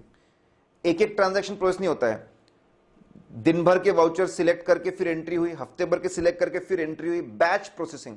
जैसे बैंक में पूरे दिन भर के चेक जमा होकर फिर क्लियरिंग में जाते हैं, बैच प्रोसेसिंग है। ऑडिट ट्रेल क्लियरली दिख रहा है, सिर्फ इंस्टॉलेशन देखिए, इनपुट जो डॉक्यूमेंट्स है, आउटपुट प्रिंट आउट निकालिए, दैट्स इट। आपको सिस्टम लॉजिक सॉफ्टवेयर समझने की जरूरत नहीं है, कोई ऑटोमेटेड कैट यूज नहीं करना पड़ता आपको। ठीक है, कंप्यूटर नॉलेज की कोई खास जरूरत नहीं होती है, बहुत सिंपल होता है। डिसएडवांटेज, ऐसे सिस्टम्स बहुत कम बचे हैं जो इतने सिंप्लीफाइड हो, फ्यू सच सिस्टम्स। अब मैं आपको और एक, मैंने देखो ब्लैक बॉक्स अप्रोच के लिए आपको एक वर्ड बेस्ड सिस्टम का और टैली का एग्जांपल दिया। अगर बहुत ही हाईफाई अकाउंटिंग हो रही है तो हमको अप्रोच बदलना पड़ेगा। कस्टमर का ईमेल आता है, रजिस्टर्ड ईमेल आईडी से कस्टमर का ईमेल आता है, वहां पे सब्जेक्ट लिखा होता है सेल्स ऑर्डर। सिस्टम अपने आप उसको पढ़ लेता है, उसको एब्जॉर्ब कर लेता है, कस्टमर ऑर्डर अपने आप देख लेता है। कस्टमर की क्रेडिट लिमिट अवेलेबल है ना, अच्छा कस्टमर है ना, तो सेल्स ऑर्डर एक्सेप्टेड का ईमेल अपने आप भेज देता है। सिस्टम ही एक्सेप्ट कर रहा है सेल्स ऑर्डर और सिस्टम ही एक्सेप्टेंस भेज रहा है। अपने आप प्रोडक्शन प्लान में नया बैच डाल देता है कि भाई मेरे को अक्टूबर के महीने में भेजना है, ठीक है, तो सितंबर के महीने में प्रोडक्शन शुरू करना पड़ेगा। अपने आप प्रोडक्शन प्लानिंग में डाल दिया। प्रोडक्शन के लिए मटेरियल लगेगा तो मटेरियल स्टोर्स में बोल दिया कि ये प्लान है, उसके लिए मटेरियल है ना, वो देख लेना। एचआर डिपार्टमेंट में इतने लोग लगे, वो देख लेना। ट्रांसपोर्टर को बोल दिया ये दिन पे माल रेडी रहेगा, आ जाना। सबको ईमेल भेज दिया, सब कुछ हो गया। पैसे अगर नहीं मिले तो अपने आप रिमाइंडर भेज देना, पैसे मिल गए तो अच्छी बात है, जल्दी मिल गए तो अपने आप डिस्काउंट दे देना। जब बहुत ही कॉम्प्लिकेटेड अकाउंटिंग सॉफ्टवेयर है और यही पूरा काम कर रहा है, जहां पे this a very complicated accounting software, it does all the work, पूरा काम वही कर रहा है, it does the processing, software is doing the decision making, software is doing the processing. ऐसे केस में बहुत ही कॉम्प्लिकेटेड सॉफ्टवेयर है, ठीक है, पूरा कंप्यूटर बेस्ड कंट्रोल्स चलता है, कंटिन्यूअस ट्रांजैक्शन चल रहा है, ऑनलाइन रियल टाइम जैसे क्रेडिट कार्ड सिस्टम्स है, पूरा कंप्यूटर सिस्टम विजिबल नहीं है, ऑडिट ट्रेल विजिबल नहीं है। ऐसे इसमें हमको कंप्यूटर के अंदर घुसना पड़ेगा, उसके हार्डवेयर समझने पड़ेंगे, उसके सॉफ्टवेयर समझने पड़ेंगे, उसकी प्रोसेसिंग समझनी पड़ेगी, उसका सिस्टम लॉजिक समझना पड़ेगा, उसका फ्लो चार्ट बनवाना पड़ेगा, उसको रीचेक करना पड़ेगा, ठीक है, कैट यूज करना पड़ेगा, टेक्निकल नॉलेज यूज करना पड़ेगा। उसको हम लोग बोलते हैं ऑडिटिंग थ्रू कंप्यूटर। उसको ऑडिटिंग थ्रू कंप्यूटर बोला जाता है। बहुत ज्यादा नॉलेज लगेगा। कभी कभी कैट सॉफ्टवेयर बहुत महंगे भी होते हैं, कैट सॉफ्टवेयर बहुत महंगे हो सकते हैं, एफिशिएंट तो होते हैं, इफेक्टिव होते हैं, लेकिन कभी कभी महंगे भी हो सकते हैं। दो अप्रोच थे, audit around the computer, audit through the computer. CAAT software के बारे में जब से हम लोग चर्चा कर रहे हैं, कैट सॉफ्टवेयर के बारे में, क्या होता है? बहुत आसान है। Computer aided audit technique, computer की मदद से ऑडिट करना, कंप्यूटर की मदद से ऑडिट करना, उसको बोलते हैं कैट सॉफ्टवेयर्स। कैट टेक्निक्स दो तरह के हो सकते हैं। CAAT can be in the form of softwares और CAAT can be in the form of data. या तो वो सॉफ्टवेयर के फॉर्म में हो सकता है या तो वो डेटा के फॉर्म में हो सकता है। ठीक है, पहला उसमें पैकेज प्रोग्राम, कुछ ऐसे कंप्यूटर सॉफ्टवेयर होते हैं जो किसी भी इंडस्ट्री में, किसी भी सेक्टर में, किसी भी ज्योग्राफिकल एरिया में, सब जगह वो यूजफुल होते हैं। ऐसे कंप्यूटर सॉफ्टवेयर जो जनरल पर्पस होते हैं, किसी भी इंडस्ट्री, किसी भी सेक्टर, किसी भी एरिया, किसी भी कंपनी में बड़े आसानी से उसको इंप्लीमेंट किया जा सकता है, उसको बोलते हैं जनरल पर्पस सॉफ्टवेयर। जैसे एग्जांपल तो आइडिया करके एक सॉफ्टवेयर है, interactive data extraction and analysis. अगर आप आईटीटी करते हैं तो आपको आईटीटी करेंगे आप, एडवांस आईटीटी, तो इंस्टीट्यूट में आपको ये पढ़ाएंगे, interactive data extraction and analysis. Interactive data extraction and analysis, ठीक है। ऐसे पैरेलल एग्जांपल दूं मैं तो जैसे माइक्रोसॉफ्ट ऑफिस है, माइक्रोसॉफ्ट वर्ड और एक्सेल है, सभी इंडस्ट्री में, सभी सेक्टर्स में, सभी कंपनीज में, हर जगह पे, ठीक है, एवरीवेयर, हर जगह पे आपको ये सॉफ्टवेयर आसानी से, बड़े आसानी से आप इन सबको यूज कर सकते हैं। You can use them easily. उसको हम पैकेज प्रोग्राम्स बोलते हैं। So CAAT software can be generalised हो सकते हैं, जो बहुत सारे लोगों को एक साथ सूटेबल हो, उसको बोलते हैं package program, general program, suitable to everyone. और it can be in the form of purpose written programs. Purpose written मतलब जो स्पेसिफिक कंपनी, स्पेसिफिक सिचुएशन को ध्यान में रख के डेवलप किए गए, उसको बोलते हैं पर्पस रिटन। हम लोग सोनी एंटरटेनमेंट टेलीविजन के ऑडिट पे थे। वहां पे सोनी एंटरटेनमेंट टेलीविजन, तो उनकी उनका और Discovery, Sony was in Mumbai और Discovery was in Delhi. Sony entertainment और दिल्ली का जो डिस्कवरी था, उनका एक जॉइंट वेंचर था, उसको सेट डिस्कवरी, मतलब Sony Entertainment and Discovery private limited एक कंपनी थी, जॉइंट वेंचर, उसके ऑडिट पे थे हम। तो सोनी के ऑडिट पे थे, वहां से फिर जॉइंट वेंचर के ऑडिट पे गए। So we were an audit of a joint venture Sony and Discovery. ये कंपनी का काम था 250 चैनल्स बेचना केबल ऑपरेटर्स को। चैनल वाले लोगों ने बोला, बहुत सारे चैनल्स, बहुत सारे इंग्लिश और हिंदी चैनल्स, कि हम लोग कंटेंट बना लेंगे, सीरियल्स बना लेंगे, एपिसोड्स बना लेंगे, प्रोग्राम्स बना लेंगे, एड उसमें डाल देंगे, अपलिंकिंग कर देंगे, ठीक है, लेकिन केबल ऑपरेटर से डील करना, उनसे पैसा वसूली करना हमारे बस की बात नहीं है। तो डिस्ट्रीब्यूशन के लिए कंपनी थी, बहुत ही हाईटेक कंपनी, मतलब बहुत बड़ा उनका सिस्टम था।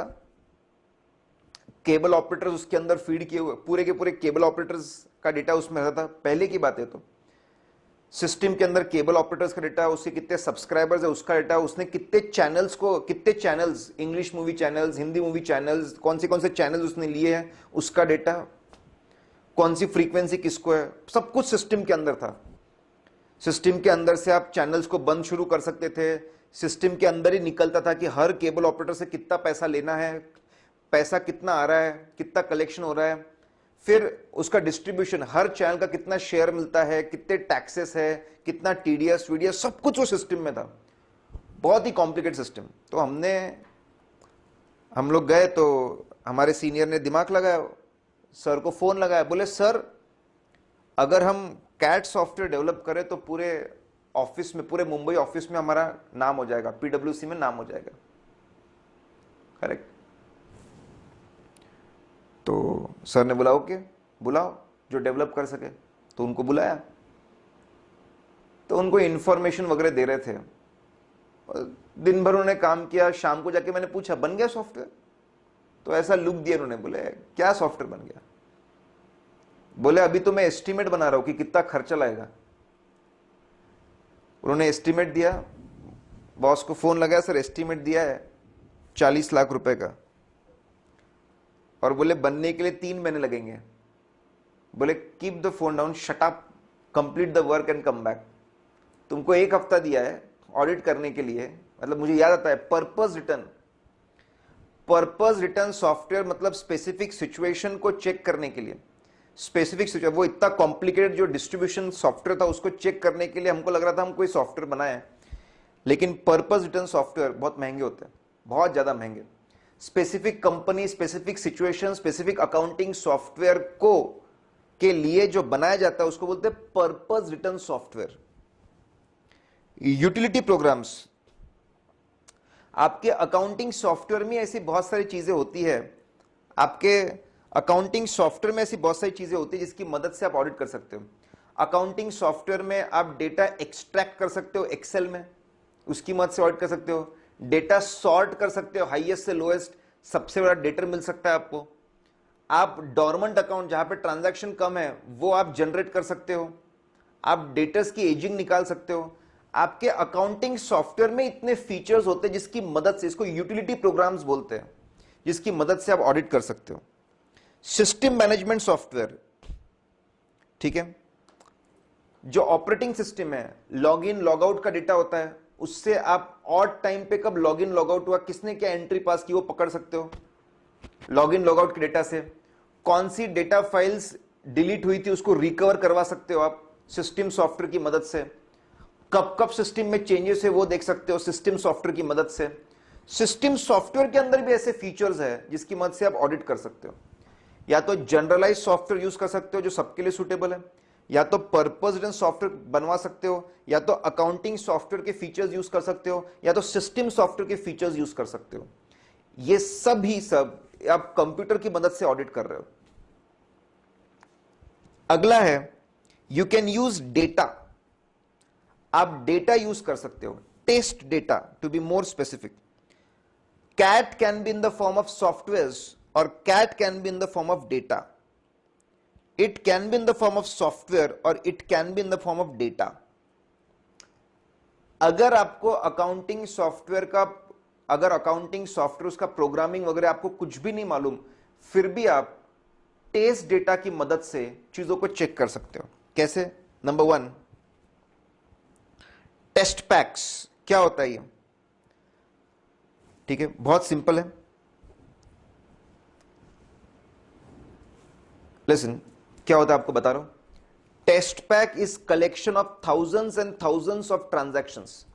से test pack is a collection of 10,000 transactions. 10,000 transaction का कलेक्शन है, इलेक्ट्रॉनिक पूरा कलेक्शन है, एक फाइल है बहुत बड़ी, 10 GB की फाइल है। हमने क्लाइंट को बुलाया, भाई साहब ये आपके 20 लोग बैठे हैं, एक पीसी को अलग करो, उसका डेटा पूरा खाली कर दो, उसमें सिर्फ अकाउंटिंग सॉफ्टवेयर रहने दो। हमने क्लाइंट से एक पीसी मंगवाया, उसके अंदर उसको साफ, मतलब पूरा डेटा क्लीन किया, सिर्फ अकाउंटिंग सॉफ्टवेयर रहना चाहिए, जो आपका प्रेजेंट वर्जन है वो रहना चाहिए, उनको अलग किया। 10,000 ट्रांजैक्शन का हमारे पास में अकाउंटिंग है, सभी तरह के ट्रांजैक्शन उसमें। वो 10,000 ट्रांजैक्शन को हमने अपलोड किया, 4-5 घंटे लगे अपलोड होने में, 4-5 घंटे लगे उसको प्रोसेस होने में, पूरा का पूरा प्रोसेस होने में। और उसके बाद 2 दिन बाद वो सॉफ्टवेयर ने बैलेंस शीट, पीएनएल और कैश फ्लो स्टेटमेंट बना के दिया, आउटपुट दिया, उसका प्रिंट आउट निकाला। ये टेस्ट डेटा का expected balance sheet, PNL, cash flow statement कैसा रहेगा वो हमारे पास पहले से है, correct. Output of the system regarding balance sheet, P&L and cash flow statement is compared with expected balance sheet, P&L and cash flow statement. अगर ये दोनों मैच हो गए, सिस्टम आउटपुट और expected output, if they match with each other, that means program, software, hardware, program सब कुछ एकदम बराबर चल रहा है। अगर ये दोनों मैच नहीं होते तो कहां पे एक गड़बड़ है ये हमको पता चल जाएगा। This will be able to understand कि कहां पे गड़बड़ है बॉस। इसको बोलते हैं टेस्ट पैक। बिना हार्डवेयर के अंदर घुसे, बिना सॉफ्टवेयर के अंदर घुसे, हार्डवेयर के अंदर घुसने की जरूरत नहीं है, सॉफ्टवेयर के अंदर घुसने की जरूरत नहीं है। आप एक टेस्ट पैक को अपलोड करके आउटपुट चेक करवा लो, सिस्टम का आउटपुट और एक्सपेक्टेड आउटपुट अगर मैच हो गए मतलब सब बराबर है। इसको बोलते हैं test data. Test data input करो, सिस्टम आउटपुट और एक्सपेक्टेड आउटपुट मैच करके देखो। अच्छा, और एक तरीका है इंटीग्रेटेड टेस्ट फैसिलिटी। मतलब क्या? क्लाइंट को बुलाने का, बोलने का ये 20 लोगों में से एक बंदे को उठा दे, लाइव अकाउंटिंग जहां चल रही है, लाइव अकाउंटिंग जहां चल रही है, क्लाइंट की अकाउंटिंग जहां चल रही है, वो अकाउंटिंग सॉफ्टवेयर में सिस्टम में आप बैठो, लाइव सिस्टम में बैठना और वहां बैठ के डमी एंट्रीज पास करना, dummy purchases, dummy suppliers, dummy payments, dummy debtors, dummy employees, dummy sale, सब कुछ डमी ट्रांजैक्शंस एंटर करो। लाइव सिस्टम में बैठ के जब हम लोग डमी ट्रांजैक्शन एंटर करते हैं और डमी ट्रांजैक्शंस का आउटपुट देखते हैं, if output of the dummy transaction is same as the expected output, debtor का बैलेंस सही आ रहा है, क्रेडिटर का बैलेंस सही आ रहा है, परचेस सही आ रहा है, सेल सही आ रहा है, सब कुछ सही आ रहा है, जब लाइव सिस्टम में बैठ के हम डमी चीजों को इनपुट करते हैं, डमी डेटा, और डमी चीजों का आउटपुट और एक्सपेक्टेड आउटपुट दोनों मैच हो रहे हैं, तो उसको बोलते हैं integrated test facility. Accounting software में बैठ के, लाइव अकाउंटिंग सॉफ्टवेयर में बैठ के वहीं पे करेक्ट डमी डेटास की एंट्री करके चेक करना कि सिस्टम आउटपुट और एक्सपेक्टेड आउटपुट मैच हो रहे हैं, उसको बोलते हैं इंटीग्रेटेड टेस्ट फैसिलिटी। लेकिन ध्यान रखना, डमी डेटा को बाद में डिलीट कर दे, डमी डेटा को बाद में डिलीट कर दे। अगर डमी डेटा को डिलीट नहीं गया था तो आप गए थे चीजों को चेक करने हैं और आप खुद जाके वहां पे एरर्स छोड़ के आ गए, ठीक है? तो इसको बोलते हैं CAAT softwares can be in the form of softwares, it can be in the form of test data. What are the advantages of CAAT software? CAAT softwares के एडवांटेजेस क्या है? कैट सॉफ्टवेयर्स, आप डेटा इनपुट करो, data input करोगे, हजारों transaction में से वो रैंडमली सैंपलिंग कर देगा, सिलेक्शन कर लेगा। CAAT software is capable of doing sampling for you, highest transaction, low transaction, average transaction, below limit transaction, above limit transaction, superb sampling आपको करके देगा, ऑटोमेटेड सैंपलिंग करके आपको दे देगा। It is going to do sampling करके, sampling आपको कर देगा, फटाफट सैंपलिंग हो जाएगी। CAAT software in depth examination कर सकता है, इतनी चेंज तो आप भी नहीं कर पाओगे।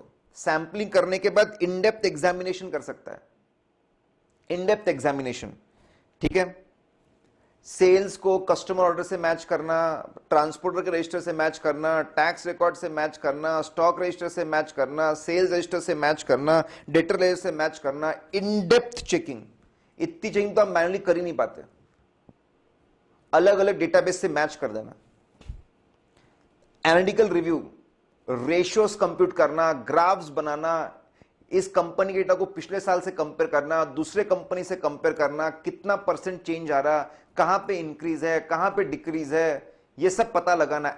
एनालिटिकल प्रोसीजर्स बोलते हैं, रेशियोस, ग्राफ्स, परसेंटेज यूज करना, कंपेयर करना चीजों को, ये भी आपके लिए कैट सॉफ्टवेयर कर सकता है। सैंपलिंग, जाते सी सैंपलिंग आसान कर देगा, सैंपलिंग करने के बाद इन डेप्थ चेकिंग आसान कर देगा, एनालिटिकल रिव्यू प्रोसीजर्स होते वो आसान कर देगा। It will be time saving also. Depreciation एक एक करके कैलकुलेट करते होंगे तो दिन बीत जाएंगे, हफ्ते बीत जाएंगे। फिक्स एसेट का डेटा एंटर किया, डेप्रिसिएशन कैलकुलेट करके मिल गया, टाइम सेव हो गया। इस साल हमारे 10,000 अकाउंट्स है, उनके अमाउंट है, एक्सेल शीट है, अकाउंट नंबर है, नाम है, अमाउंट लिखे है। पिछले साल से कंपेयर करना है, पिछले साल 9,500 थे, 500 अकाउंट इस बार नए ओपन हुए।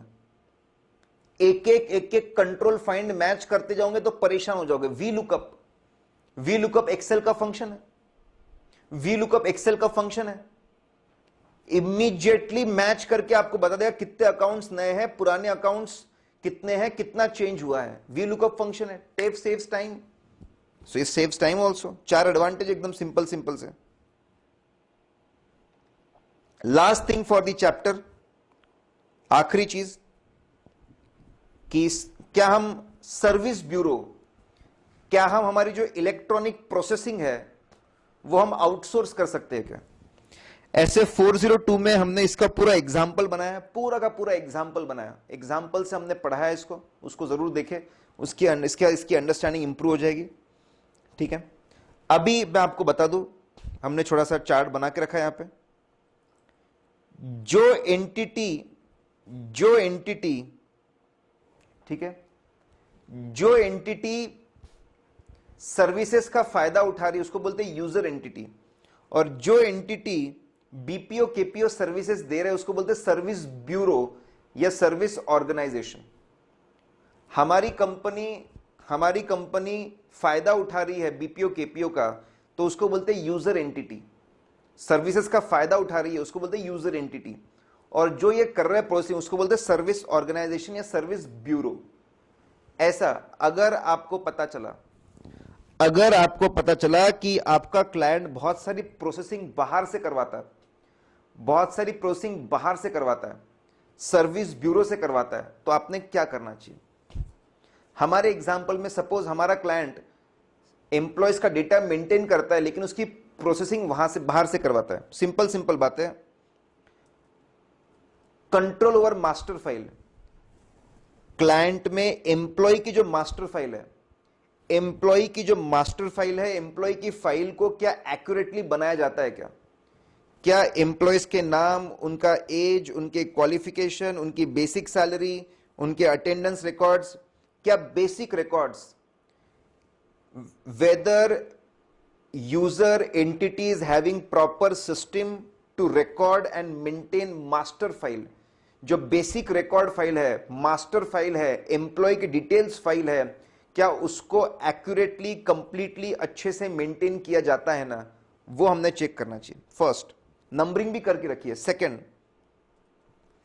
क्या ये डेटा, क्या ये रजिस्टर के जेरोक्स, ये जो मास्टर फाइल है, क्या इसका जेरोक्स, क्या इसका सर्टिफाइड फोटोकॉपीज, सर्टिफाइड फोटोकॉपीज बराबर, क्या इसको जितने भी सर्टिफाइड फोटोकॉपीज है इसको एनवलप में सील करके उस पे वैक्स सील लगाकर इसको टाइमली बेसिस पे, ठीक है, एकदम फास्ट कोरियर से, बिना किसी कोई कोरियर में इसको बीच में change, fast safe and secure courier से, क्या फिजिकल मूवमेंट होता है कि डेटा का, क्या सीक्रेसी से ये मास्टर जो रिकॉर्ड, एम्प्लॉय रिकॉर्ड्स के जेरोक्स, एम्प्लॉय रिकॉर्ड्स के मंथली जेरोक्स, ये जो रजिस्टर है उसके मंथली जेरोक्स निकालते हैं, क्या क्या चेंजेस उसके जेरोक्स निकालते हैं, ठीक है, वो जेरोक्स निकालकर सेफ सिक्योर करके सीक्रेटली उसको भेजते हैं ताकि बीच में कोई इसमें चेंजेस ना करे, अनऑथराइज चेंजेस ना करे। क्या फिजिकल मूवमेंट के ऊपर कंट्रोल है ना, सेफ एंड सिक्योर मूवमेंट होता है ना।